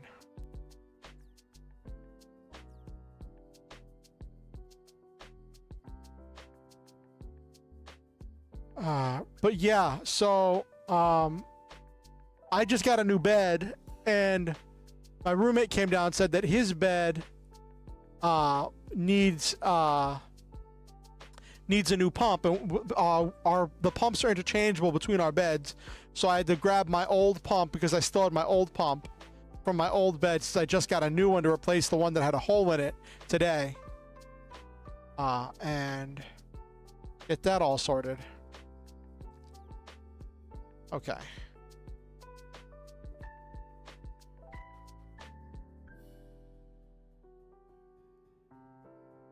Oh no, not more command wolves. Okay.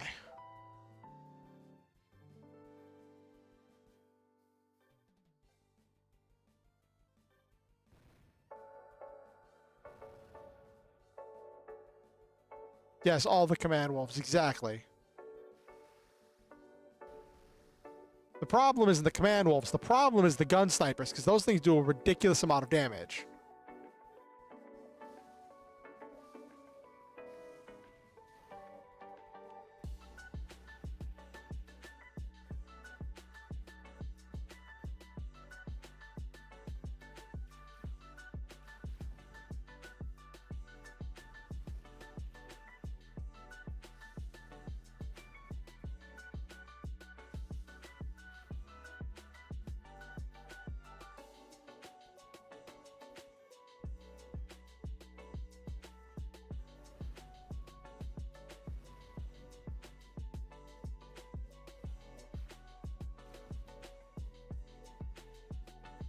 Thankfully, that didn't do much damage because I have so much armor equipped on my front rows.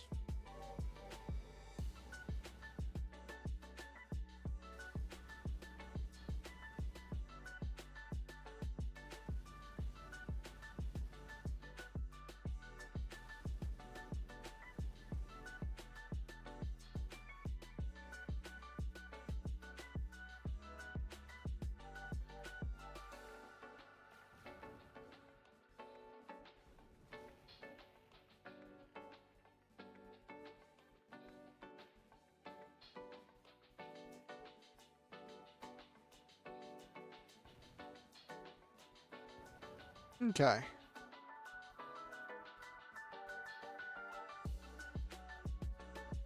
Game could be crueler and put snipers behind an insane defense. Yeah.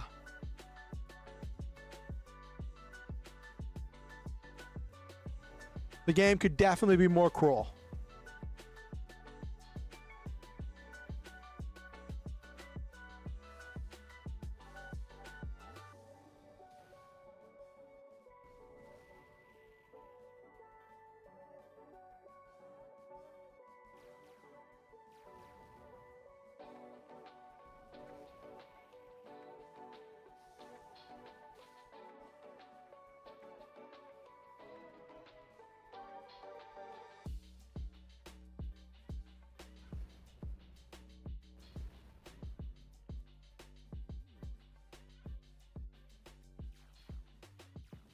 Oh, I didn't even do anything for that. I don't care.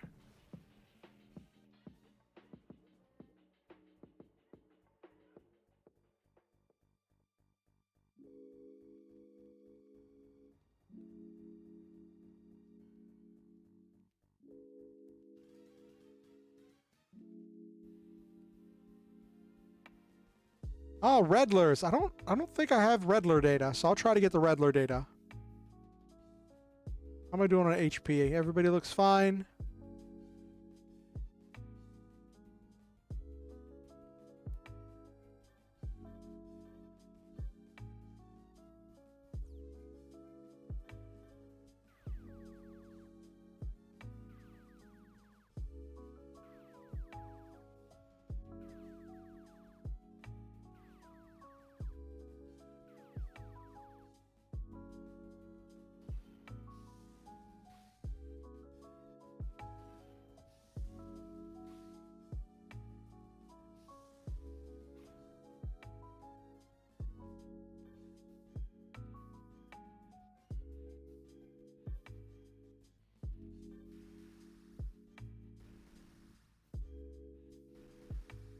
Oh my gosh, the Black Rhymoses. Of course, the Black Rhymoses are in the back row.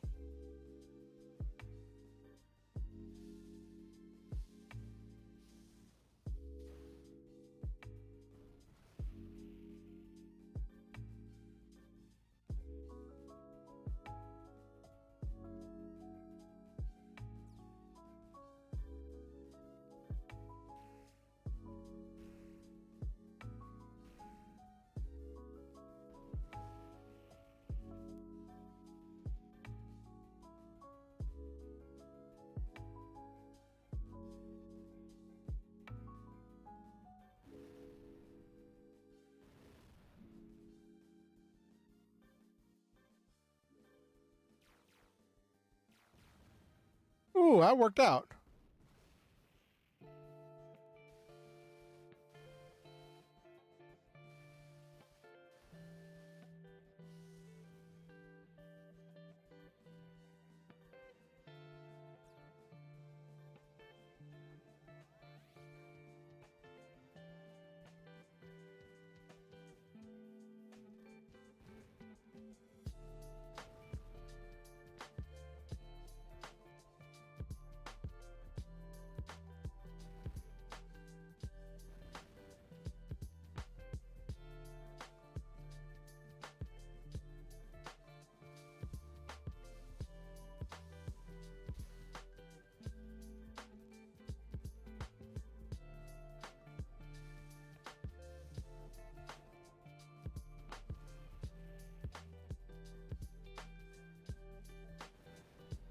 Let's see if this does any damage. Nope, doesn't. I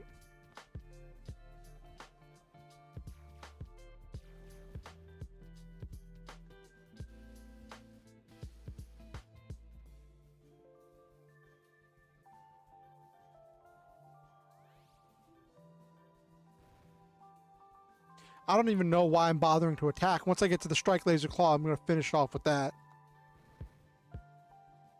Or the Killer Saber.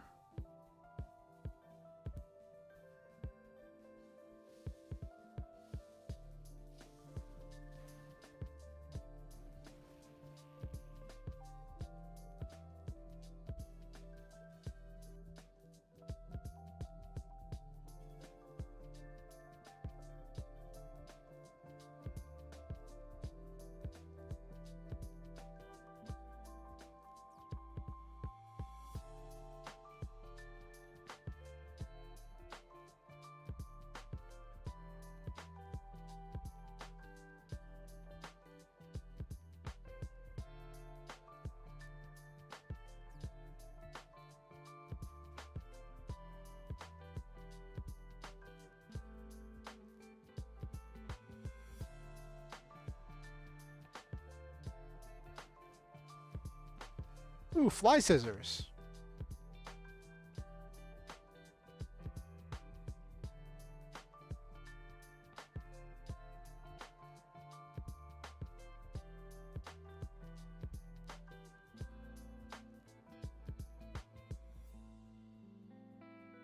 Can't go through here.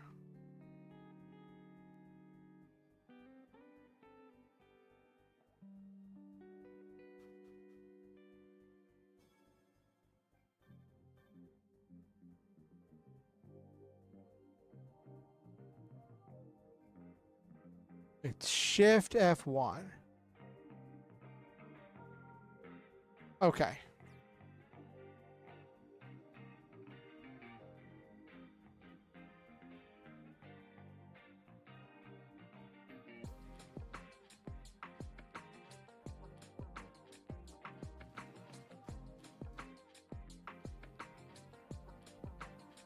I should have checked to see if I have the Redler data. All right. Thankfully, I don't have trouble hitting the flying Zoids anymore. I remember when I first started this playthrough, I had a lot of trouble with flying Zoids. They were just really annoying to try to take down. Hold on.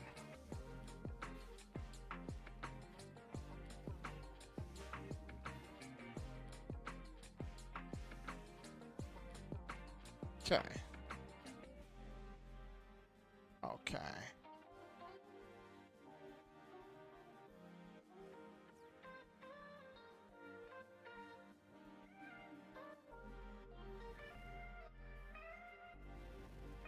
Oh, there's a decent amount of damage.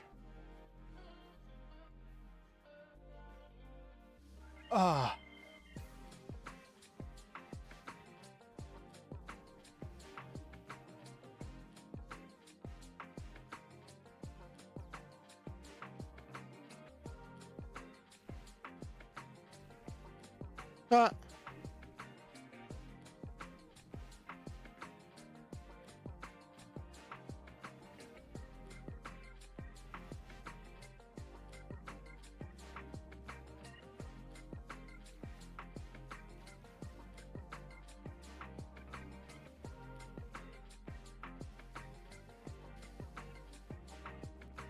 Okay.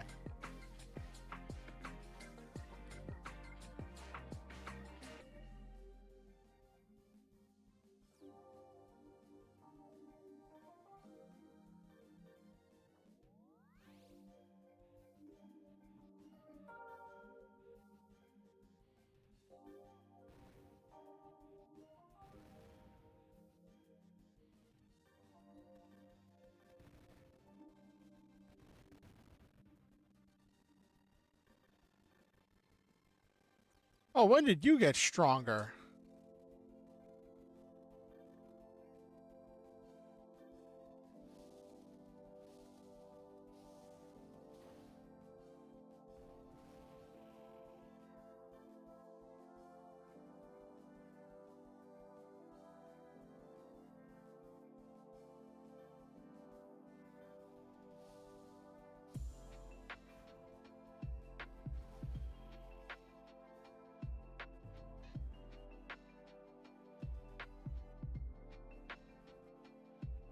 Ooh, flying L expert. Oh my gosh, come on. See, I want to be mad if I finally get the Redler data and find out that it's like, oh yeah, by the way, you already had the Redler data. All right.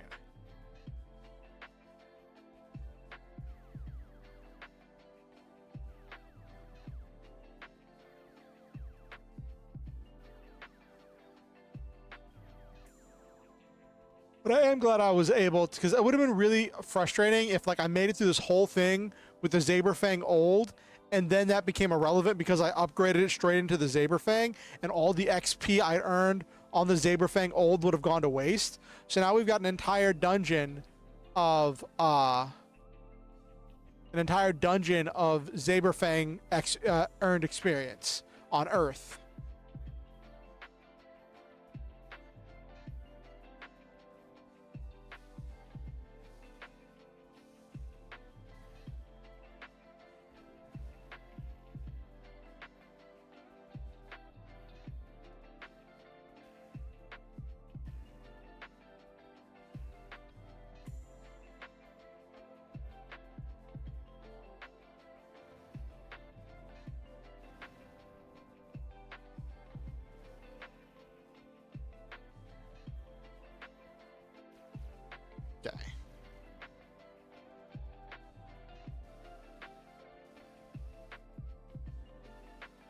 I don't know why I went for this color scheme. I just thought it was funny.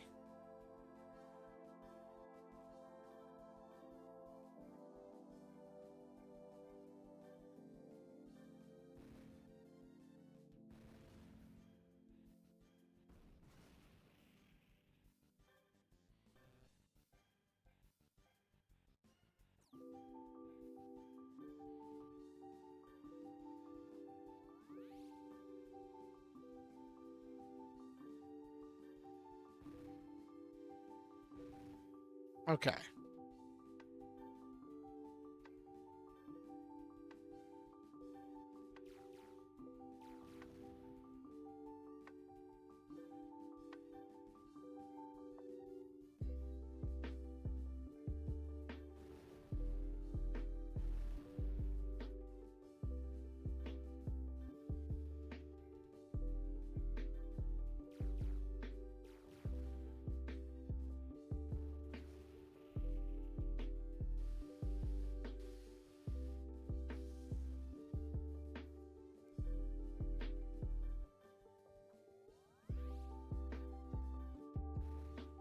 There we go.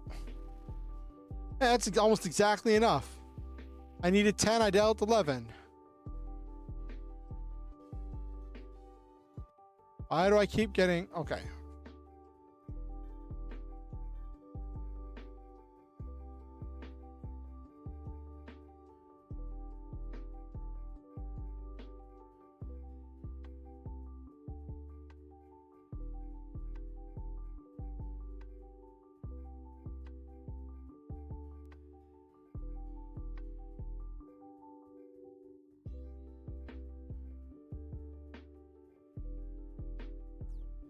Okay, so I don't have Redler, so I do still need that.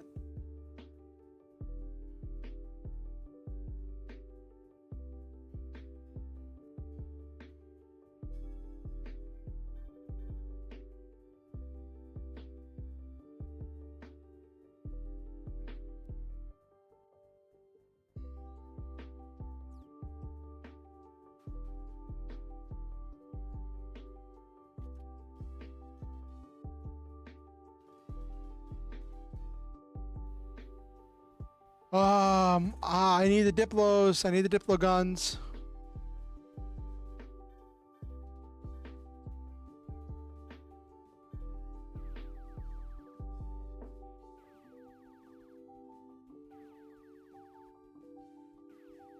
I can't wait till I get the New Century Zero, and then I get Bits Liger Zero with all the different armors. I think New Century Zero characters are in this. Like, we've got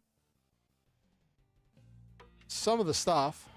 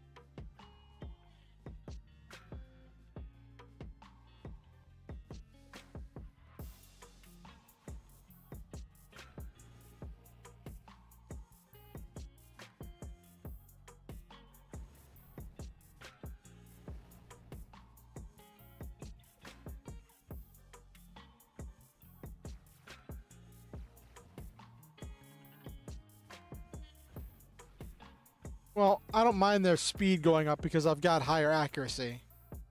Speed does mean that they'll go a little bit sooner, I think. I think evasion is accuracy and dodging.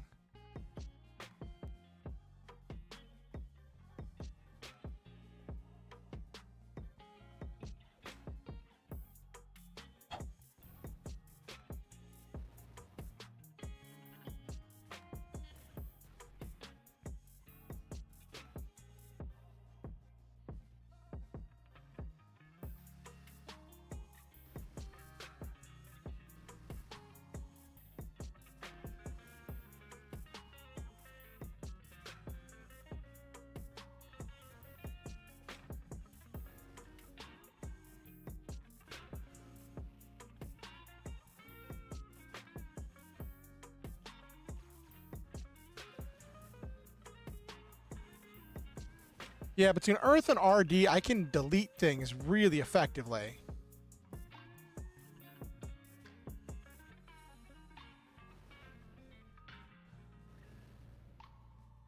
Everybody else kind of does chip damage.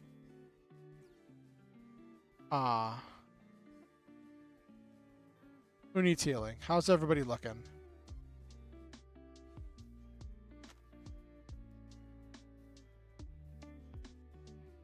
Oh, Jack needs some healing. He's taking some damage.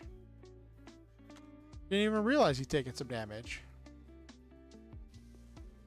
Or he just leveled up a bunch. Give me the data on the Diplo guns.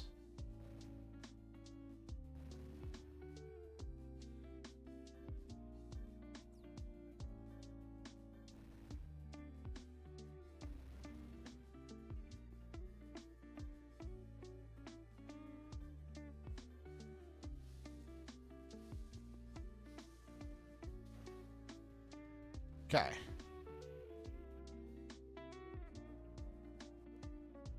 Ooh, learning new skills. Nice.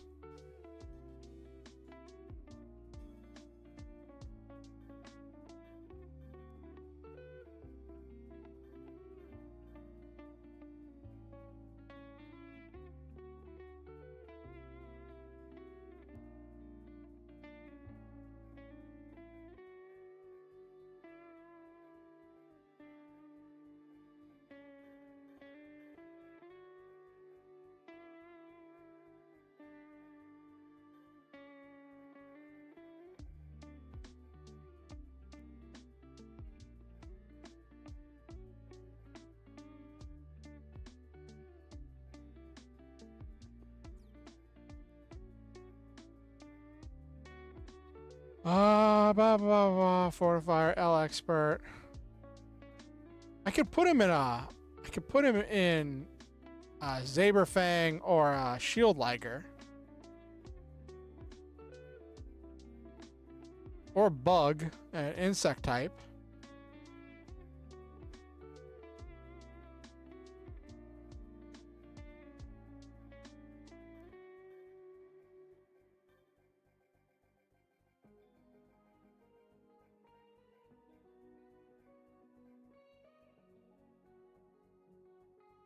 And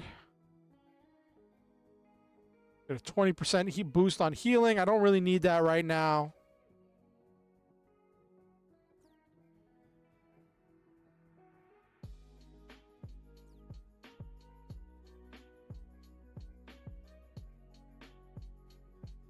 Well,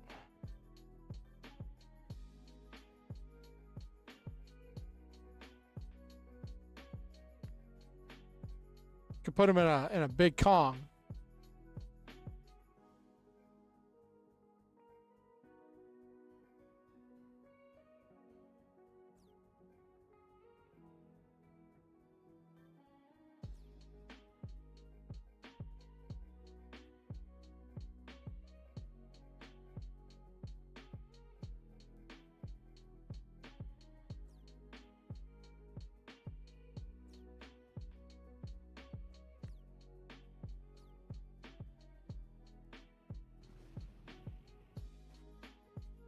Ow.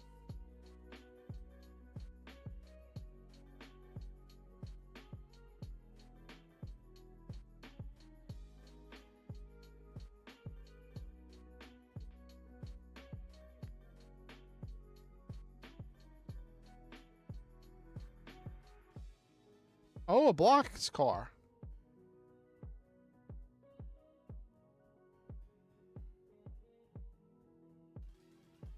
Chase me down.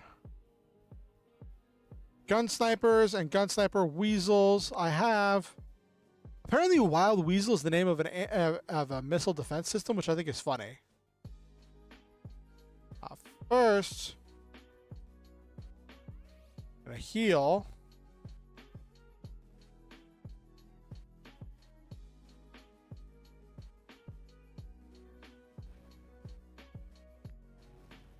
Start laying some hurt down.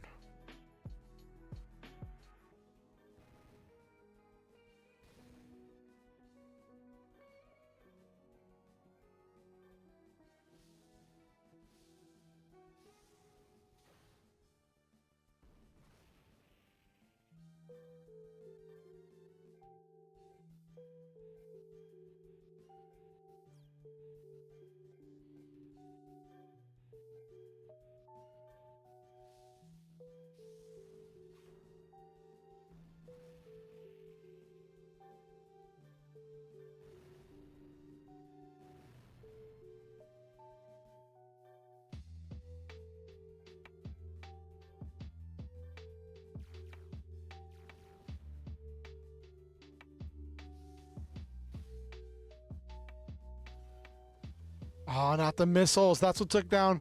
That's what took down the last dude because he was in the middle and got hit with all kinds of missiles.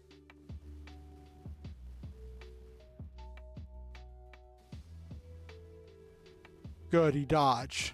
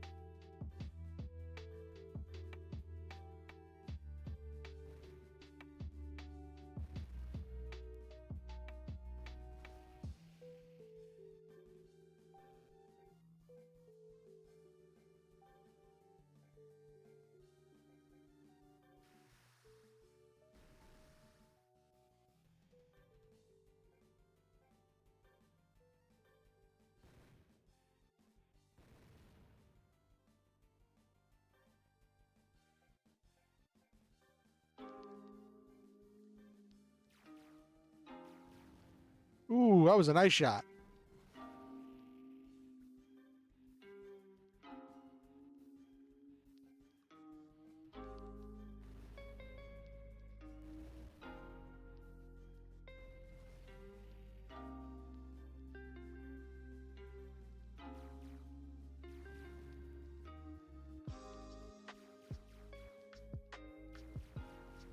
Oh, that was a lot of damage. Holy cow.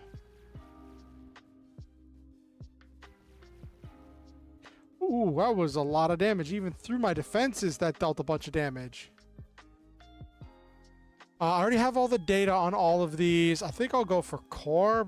Do I want the wild? I have a weasel unit. Let's go for junk parts to see if they have anything I might want.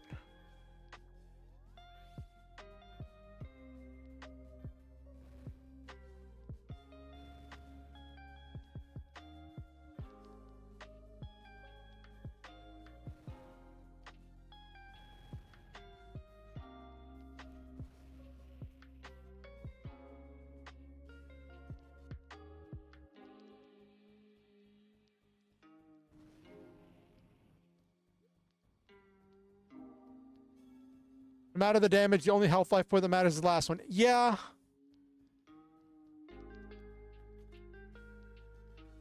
Anti-air Vulcan. Ooh.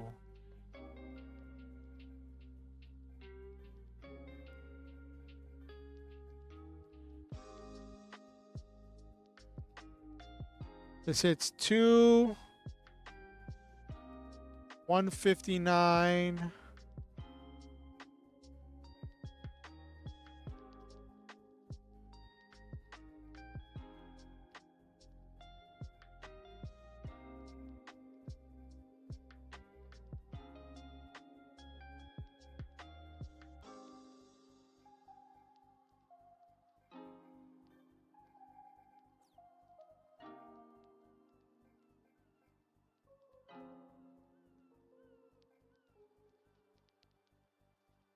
You can hit through your defense. Yeah, I have to hit. Yeah, that's definitely true.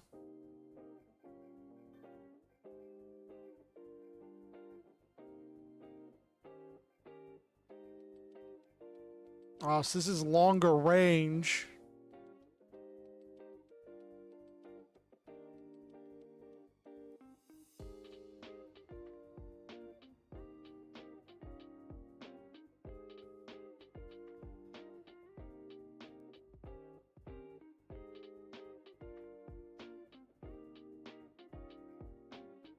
I don't feel like this does enough damage.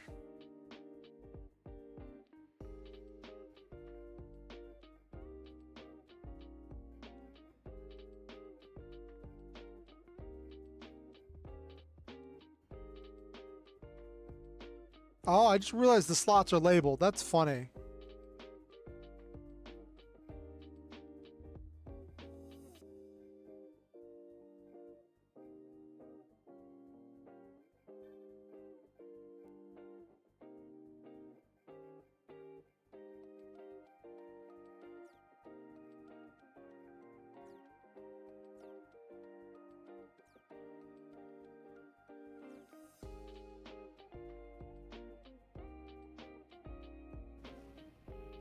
Ow. I think there's nowhere else to go here. That's where I came in. I went up there.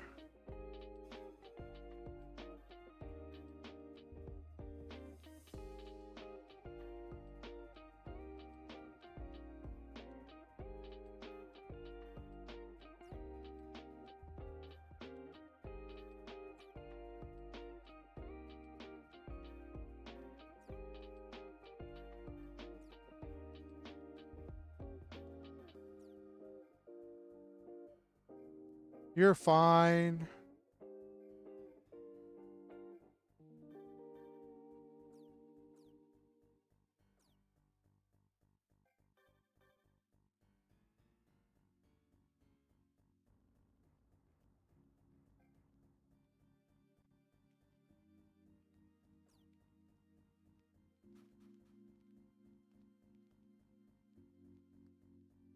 By the look of the enemy movements, this has to be some sort of hideout.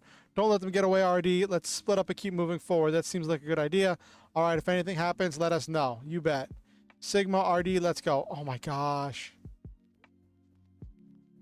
I just got used to having RD in the party.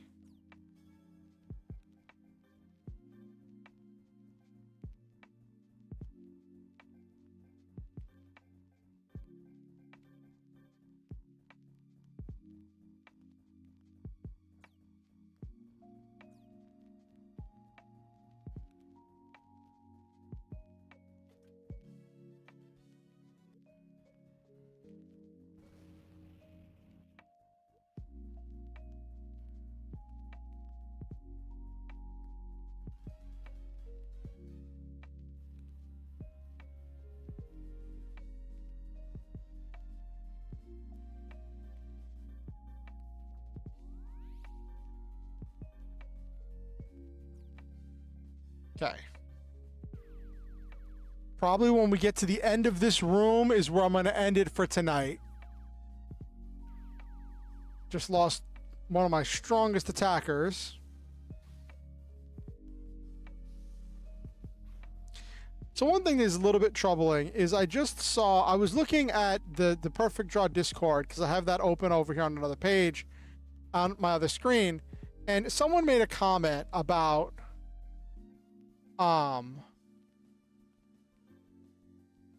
someone made a comment about party size for Perfect Draw. And one thing that they shared was that somebody said doing a game for 5 people really sucks. And that's problematic for me because I have 5 people that are interested in playing my game.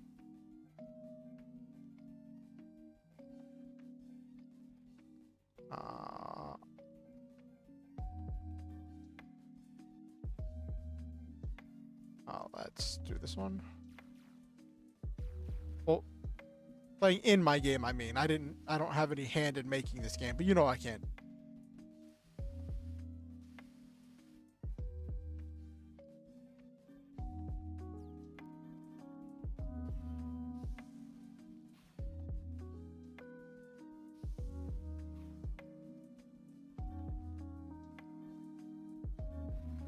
Okay.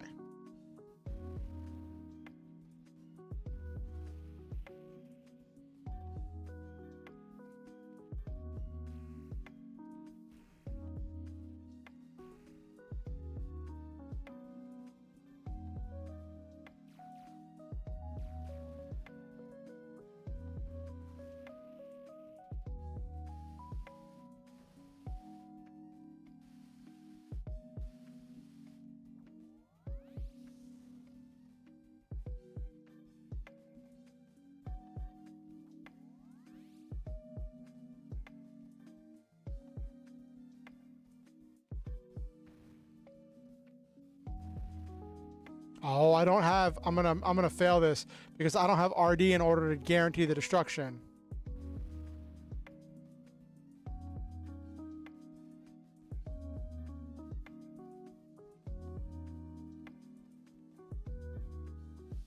I'm so mad. I forgot I don't have.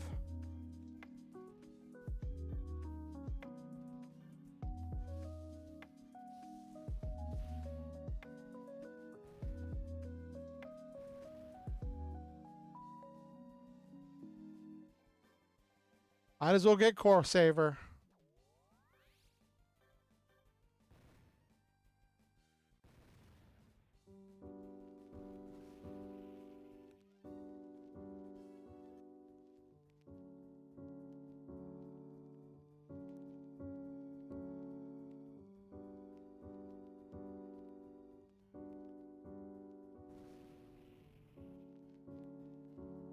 Oh.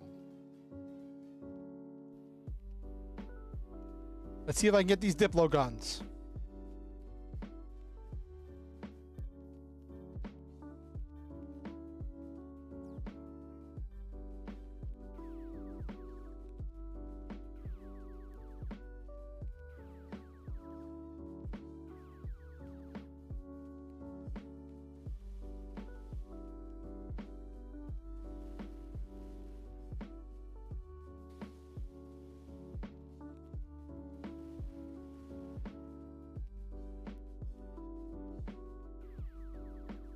Okay.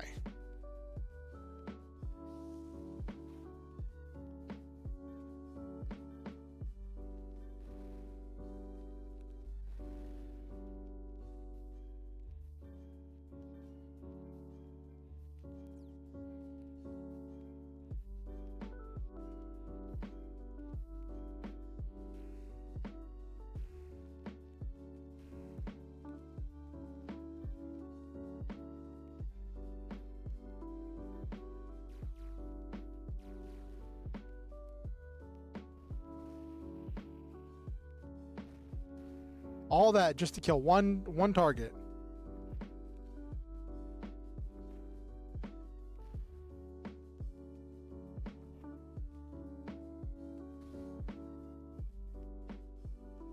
Okay.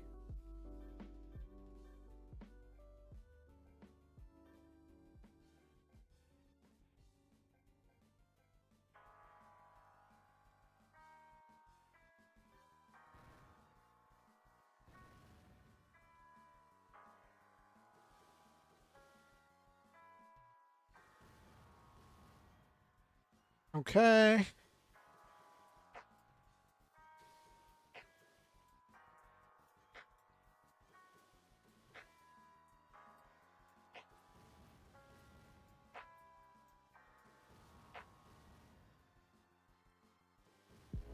Well, that's a lot of damage.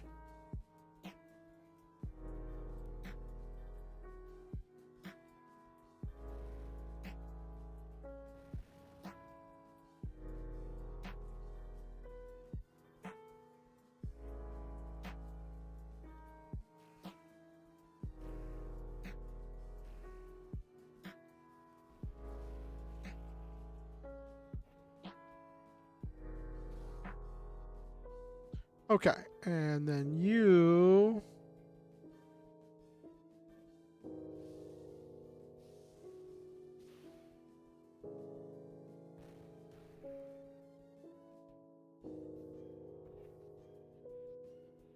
Once we get past these ones, I think the other ones should go a lot quicker. Let me friendship, because I took some damage from those bombs.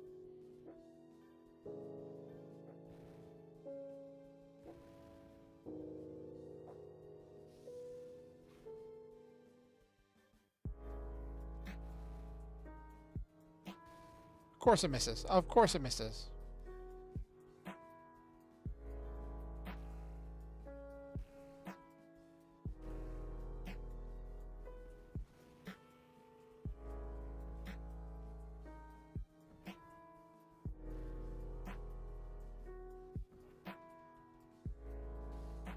Okay. Come on. Let's get to the last area.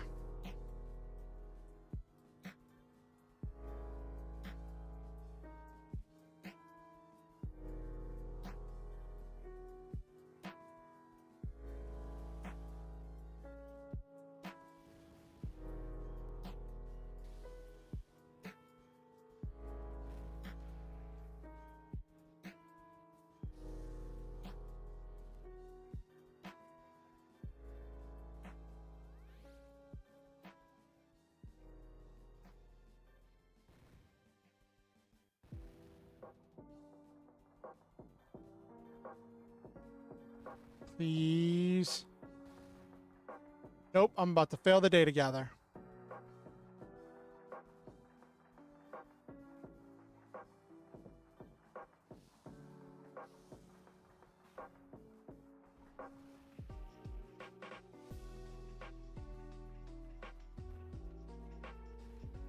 I'll see if I can at least get a core.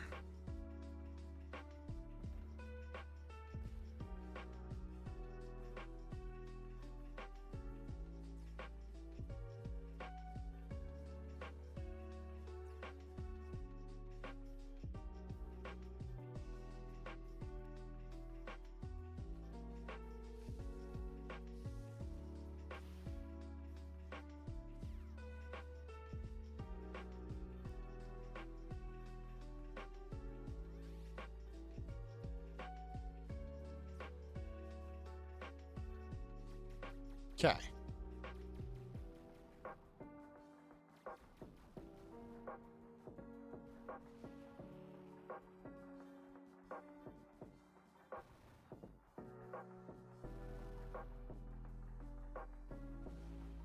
All right.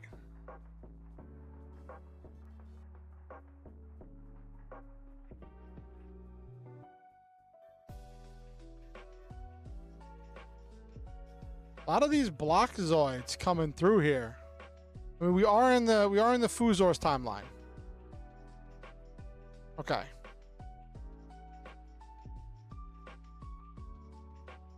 All right.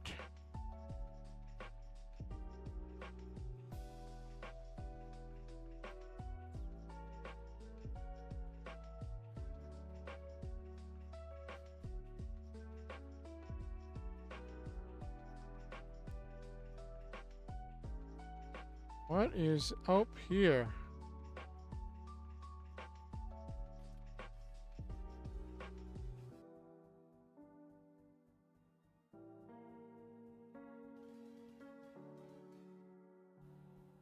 I think I'm about to go to a boss fight. So I'm going to push through, get to this last boss fight, and then probably save after that.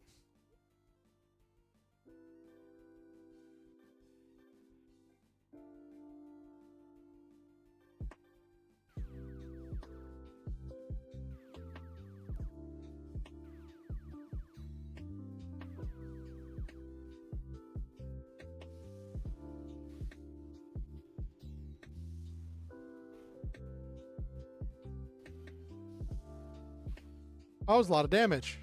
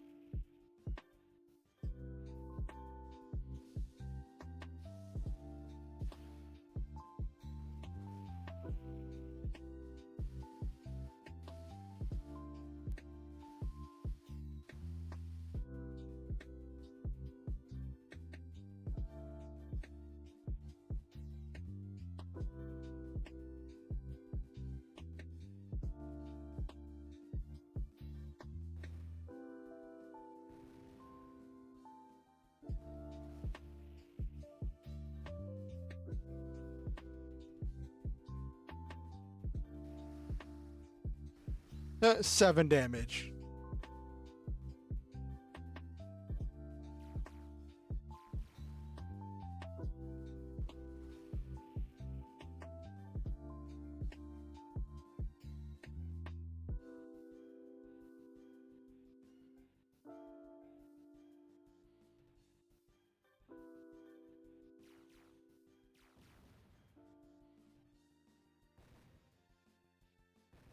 I'm sad that I never really used Black Rhymos. I made it, but by the time I was getting ready to use it, I got something better. We're going to go for Data Gather.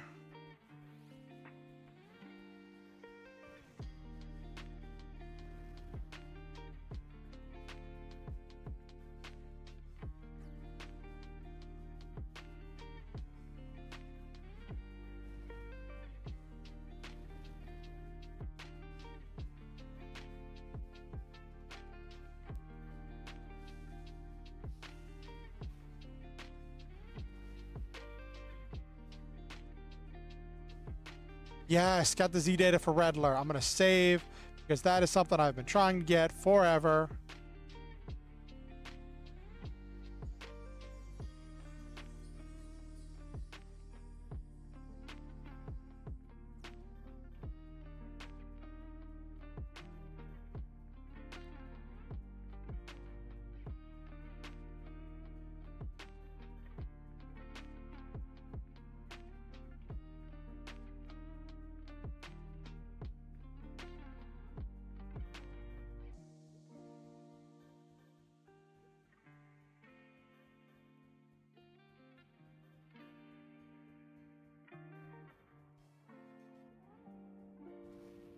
Ow.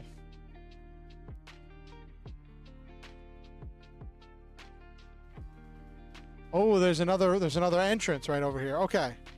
So that one over there is where there's a Zoid waiting for me.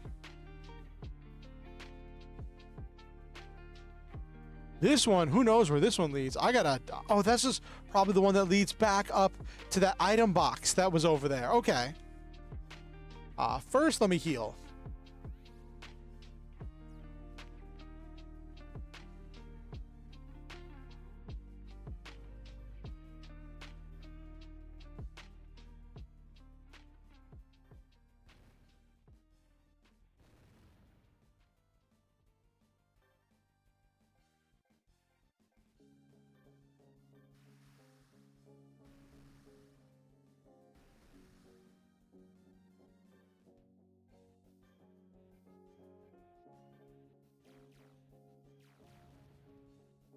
Laying down the hurt.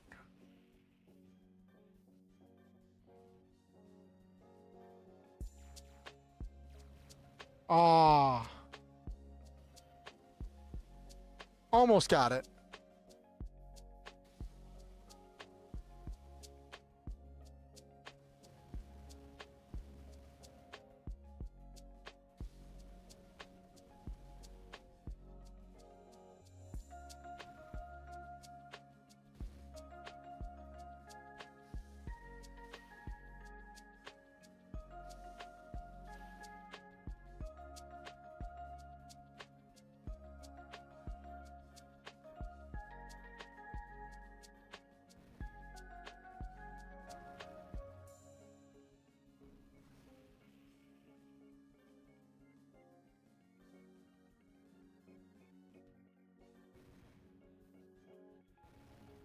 Okay, we're whittling through this stuff.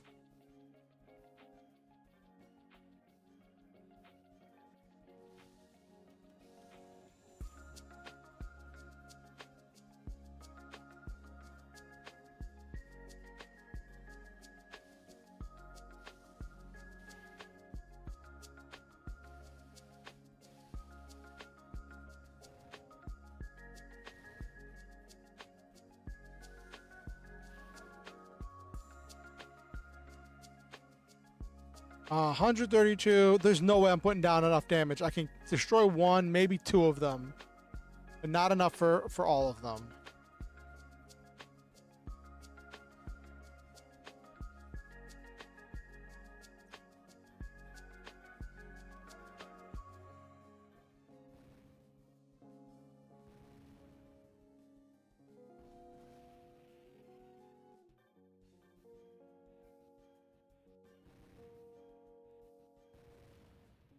Oh, wow.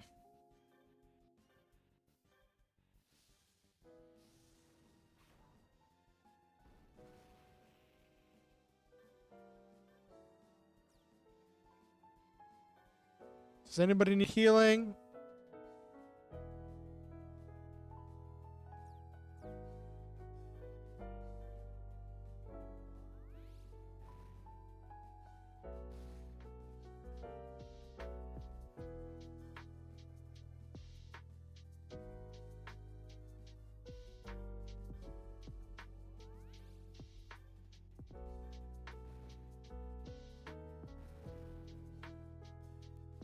All right.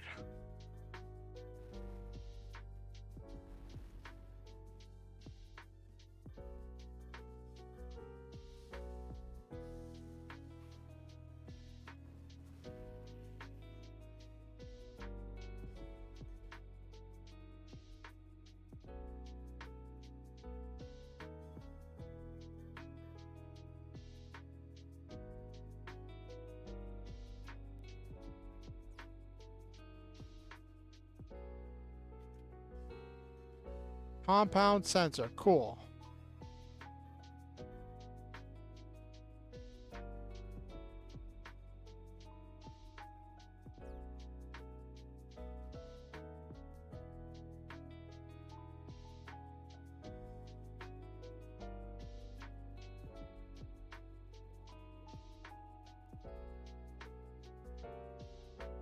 Here. Oh, Jack knows this guy. I didn't want to believe it, but it really is you. Master Gale. Ah, Jack, what a place for a reunion. I don't understand. Why are you doing the Emperor's bidding? Please tell me, Master Gale. This has nothing to do with you, Master. Take this as a warning, Jack. If you stand in my way, I won't hesitate to eliminate even you. How could you? Athel. I was like, you let your guard down, Jack.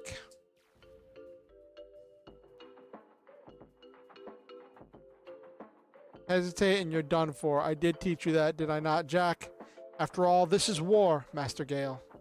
Jack, do not forget my warning. Jack, are you okay? I guess so. Who in the world was that guy? I know, right, Nabiru? Jack, his name is Gale. Domon versus Master Asia. Yes, exactly. He raised me when I was training in the Republic Army, and he was my teacher ever since I joined my unit. Everything from how to pilot a Zoid to battle strategy. No, more than that. Everything important about being a person, I learned from him. I see. This scar on my arm, I received it when I was still a rookie. I was completely surrounded by the enemy, and I was prepared to die. Then Gale came bursting through the circle of enemies to save me. All by himself? But why? Why would he let himself be one of the Emperor's pawns? Why? We'll figure out why, Jack. Huh? We'll run into him again soon. Then we can ask him ourselves. Until you get your answer. Jack gonna reveal his nickname is like King of Hearts. Oh my gosh. Earth. I see. You're right, Earth. There has to be some kind of reason, Athel. Thank you, Earth. Don't mention it. So you're the ones behind the Zoid attacks. Finally, I've got you right where I want you. We received a report from the Peacekeeping Bureau. Lay down your weapons. You got us mixed up. Looks like they don't know when to give up. We'll have to take them and take them in. Good grief, what a pain this is. What do we do, Prince? Looks like talking won't cut it here, but we can't afford to be arrested right now either. Looks like we'll have to fight our way out. Oh, we got a boss fight. Sea Striker, Allosaur, Gorhex.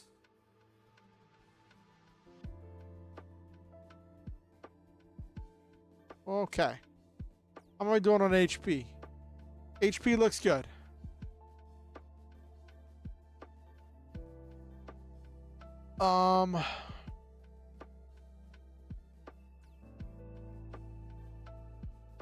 Let's boost accuracy first.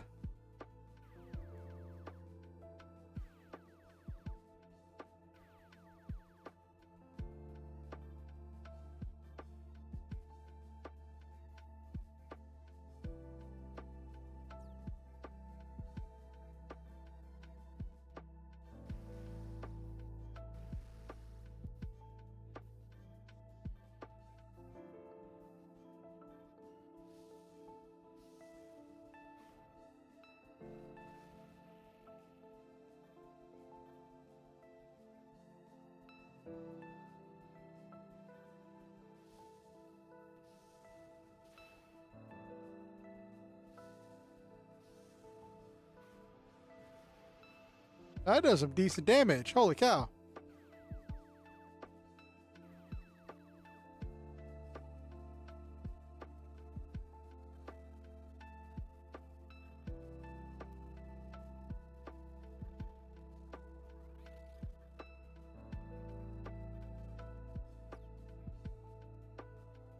Oh, it blew up my weapon. Oh. Oh, that's not good.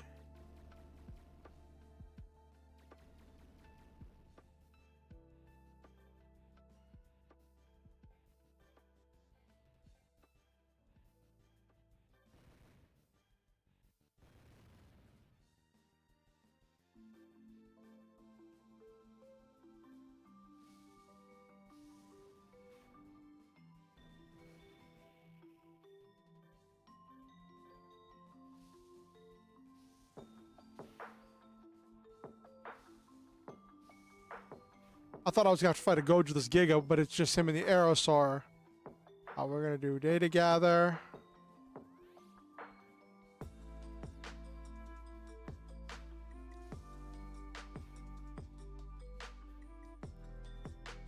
Let's see if I have to go back and buy that weapon again, because that's going to suck if I do.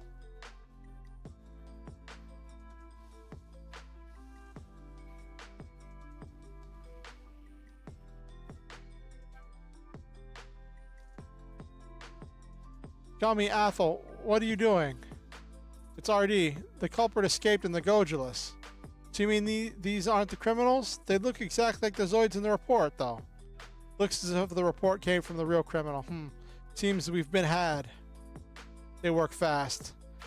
Helmet and the others should have run into the criminal by now. Hurry, we have to go after him. Seems we owe you all a big apology. We'll help you solve this case to the best of our ability. Thank you. We'll do our best as well. Gummy, Shao.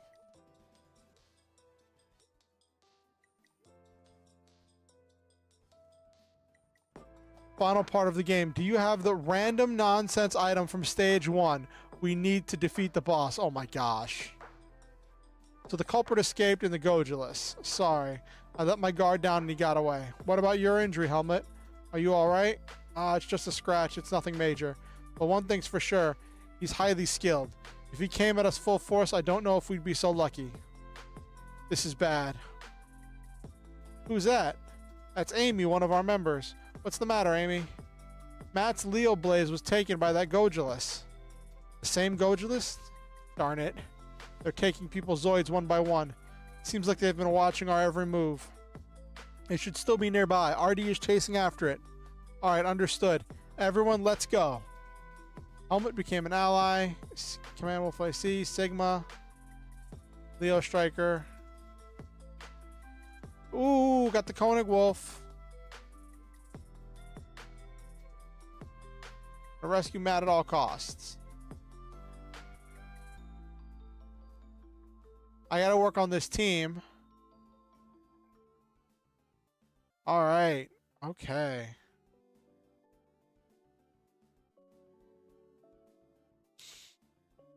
Made my... Alrighty. That was fun. Oh, wait, hold on. Let me check one last thing, because I want to see if that weapon was permanently destroyed.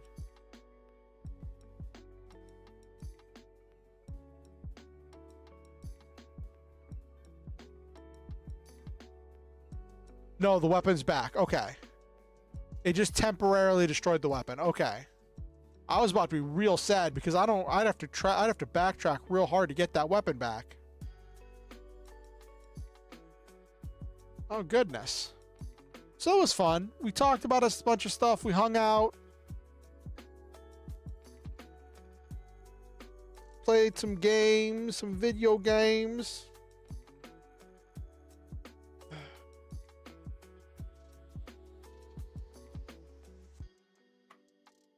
Ugh.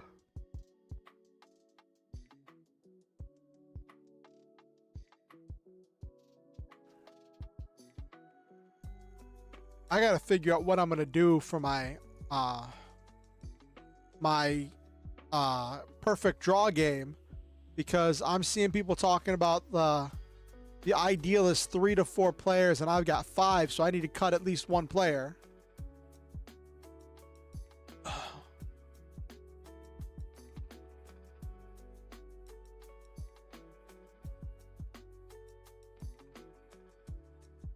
Like, that's gonna be rough. Well, I'll take a look and see what people's schedules look like, what people's lines and veils look like, and who we think we can get to work together the best. I want to have at least one more test game just to get a better feel for the game.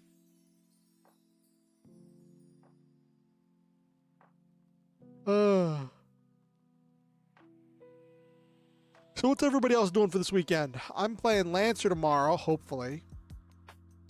We're doing it Saturday instead of Sunday because one of my players works Sunday. And we're doing it in the middle of the day. Well, just about the middle of the day. It's going to be at like 3 p.m. We're going to be doing from 3 to 7.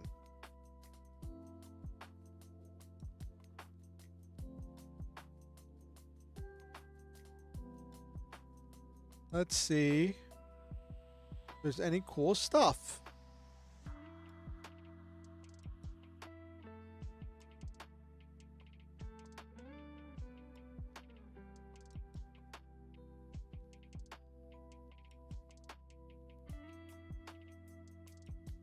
Draw straws, whoever has the best straw.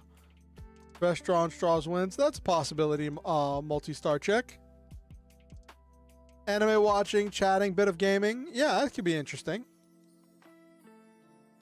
That's fun.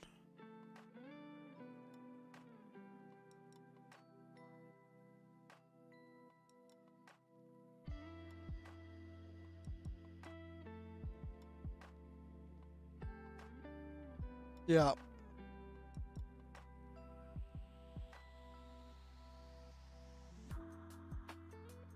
Yeah, well, the thing is, we're going to be running the game, a perfect draw, which is like I've talked about it before. It's a TTRPG where you play as if you're in a trading card game anime.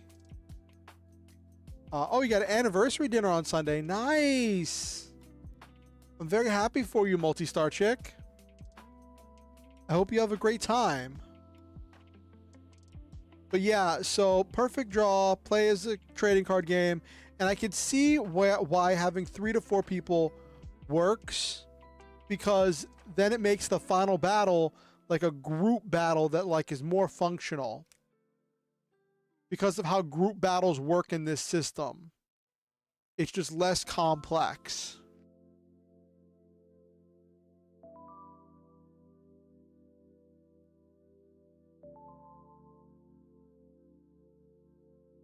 Less things to keep track of.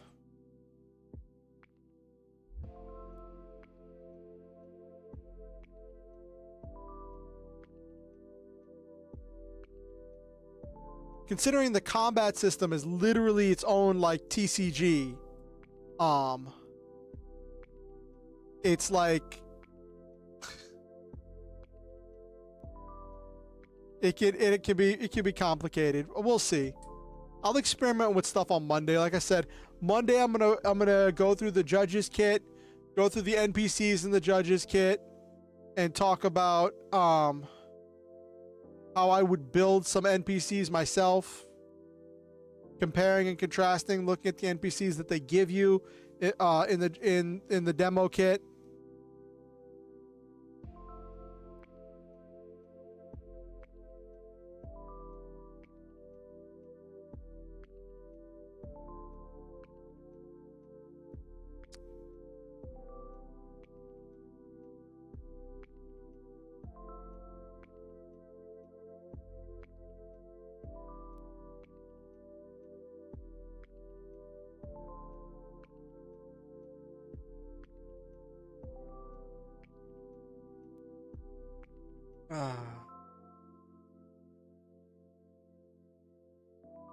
But yeah, I've been tied up a lot in that. With the perfect draw on the Lancer stuff.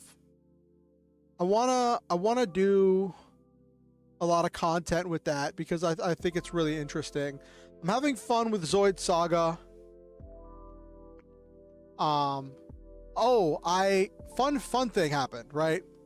So I got my money, and there was a lot of fear whether or not my money for my temporary disability was going to come through this month, because normally at the beginning of the year, stuff gets really wonky.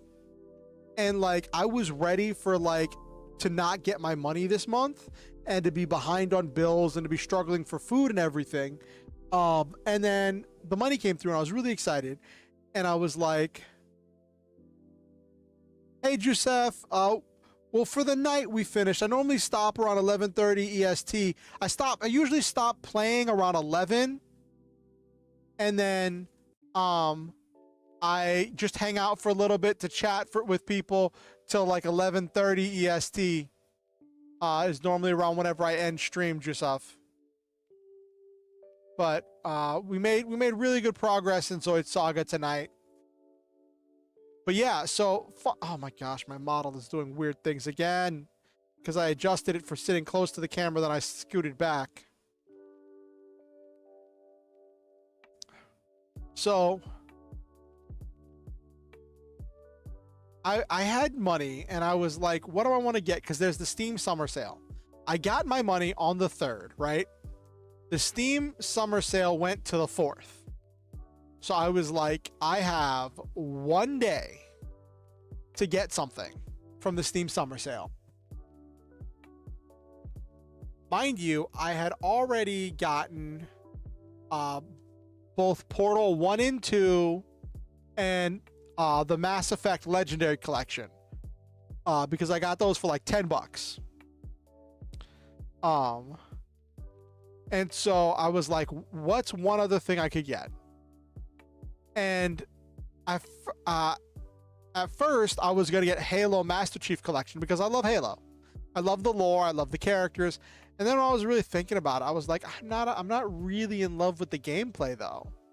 I'm not a shooter kind of person. So like, I was like, And then I saw it. I'm doing good, Jusef. How are you doing? How was your week? What do you got? What are you doing this weekend, Jusef? So then I was like, what about Super Robot Wars 30? Now, it's not the 30th game, but it's celebrating the 30th anniversary of Super Robot Wars. And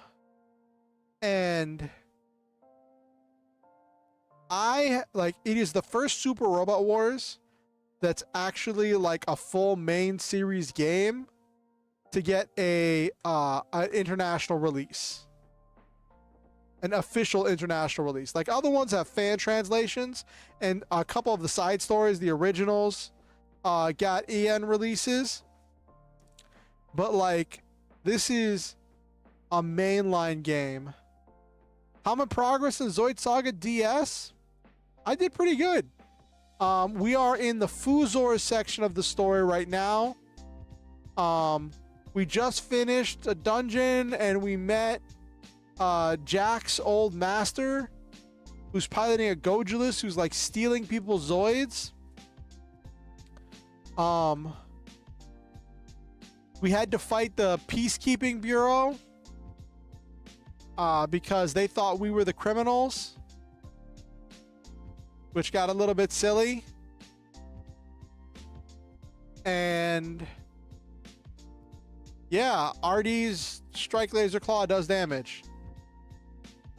I got the data for the regular Zaberfang. I had Earth in the Zaberfang old. Then I got the data for the regular Zaberfang, so I had to return back to the shop and build the regular Zaberfang. And after I built that, Earth was doing consistently more damage.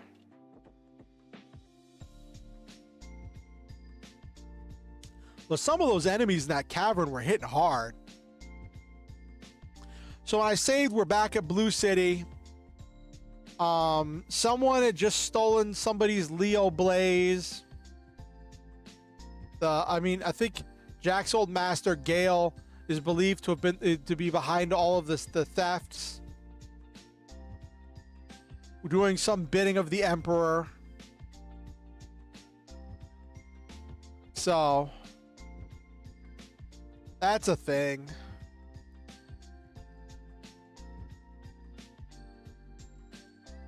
But anyway, so I was like, getting Super Robot Wars.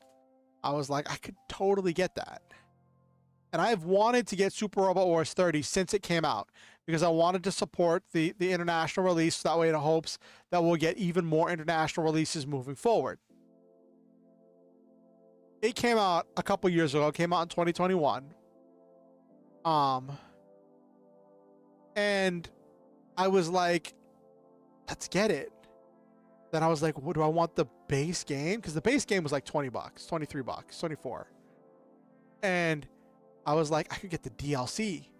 So I got all the DLC except for the sound and music pack, and it came to like $50.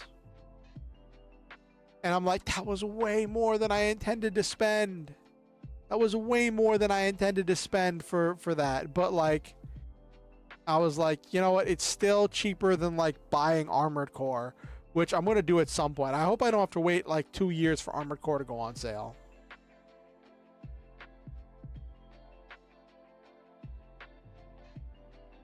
But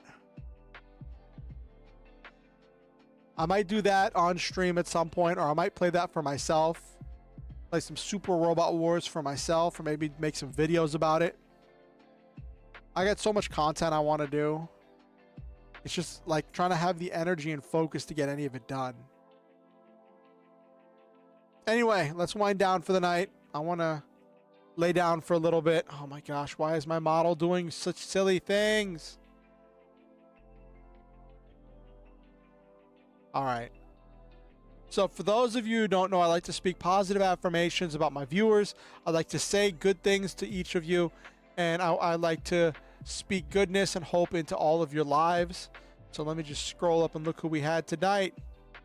To Iris, to Silva, to Nabiru, to Multi-Star Chick, and to Jusef. I would like to say that I love all of you and I believe in each and every one of you. I think that you all are truly special, one-of-a-kind, and unique individuals who all possess the ability to make the world a better place by living in it in your own special way. I won't be awake when the Sandman comes, Multi-Star Chick. And I want you all to know that you are valuable, worthwhile, and important individuals. Your hopes and dreams have merit and are important. You are worthy of love and happiness. You deserve good things. I believe that each and every one of you is a truly valuable and precious individual. Thank you for coming to my stream. Thank you for giving me your time, your energy, and your attention. And thank you for being a member of this community and for making my life better every single day. Well, I don't stream every day, but my life is better every day because I live in a world with you in it.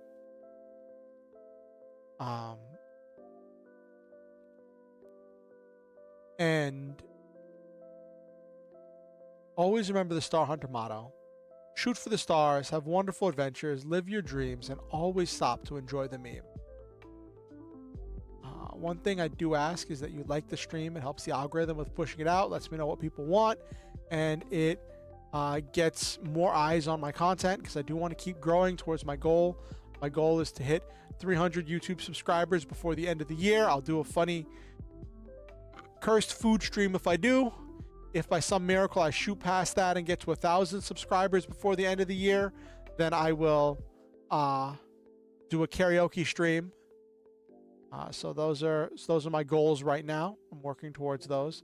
And if you could help me with those, that'd be great. If you have any friends, neighbors, aunts, uncles, relatives, best friends, arch nemesis, arch enemies, bitter rivals, and so on and so forth that you think might enjoy my content, feel free to show them my content or invite them to the next stream. Next stream is going to be Monday, 8:30 p.m. EST. Right now, as of right now, my plan is to do another stream looking at the upcoming TTRPG Perfect Draw and breaking down the demo kit that they released and the judges section of the demo kit and the NPCs and going over how to run NPCs as far as running combat in Perfect Draw. So we'll see how all of that works out. And I cannot wait to see all of you there. And I think that you all are truly special, wonderful, and unique individuals. But yeah, if you want to keep up with what I'm doing on YouTube, you could subscribe and ding the notification bell to let you know whenever I go live or when I release any new content. If you want to keep up with what I'm doing outside of YouTube, you could follow me on X, our Twitter, join my Discord, or you can follow me on Blue Sky Social. Links to all of those are down in the description below. with that said, I never want anyone to feel like they have to donate to be here. I don't want anyone to feel like they have to pay to be welcome in this community. Donations are not expected, but they are welcome. And if you ever are motivated to donate to help improve the stream, to improve my life, to help me out with any number of things, and you are financially in a safe and responsible position to do so, I would gladly accept any assistance you send my way. There are links where you can do that down in the description below. Have yourselves a wonderful night. I will see all of you on Monday, hopefully.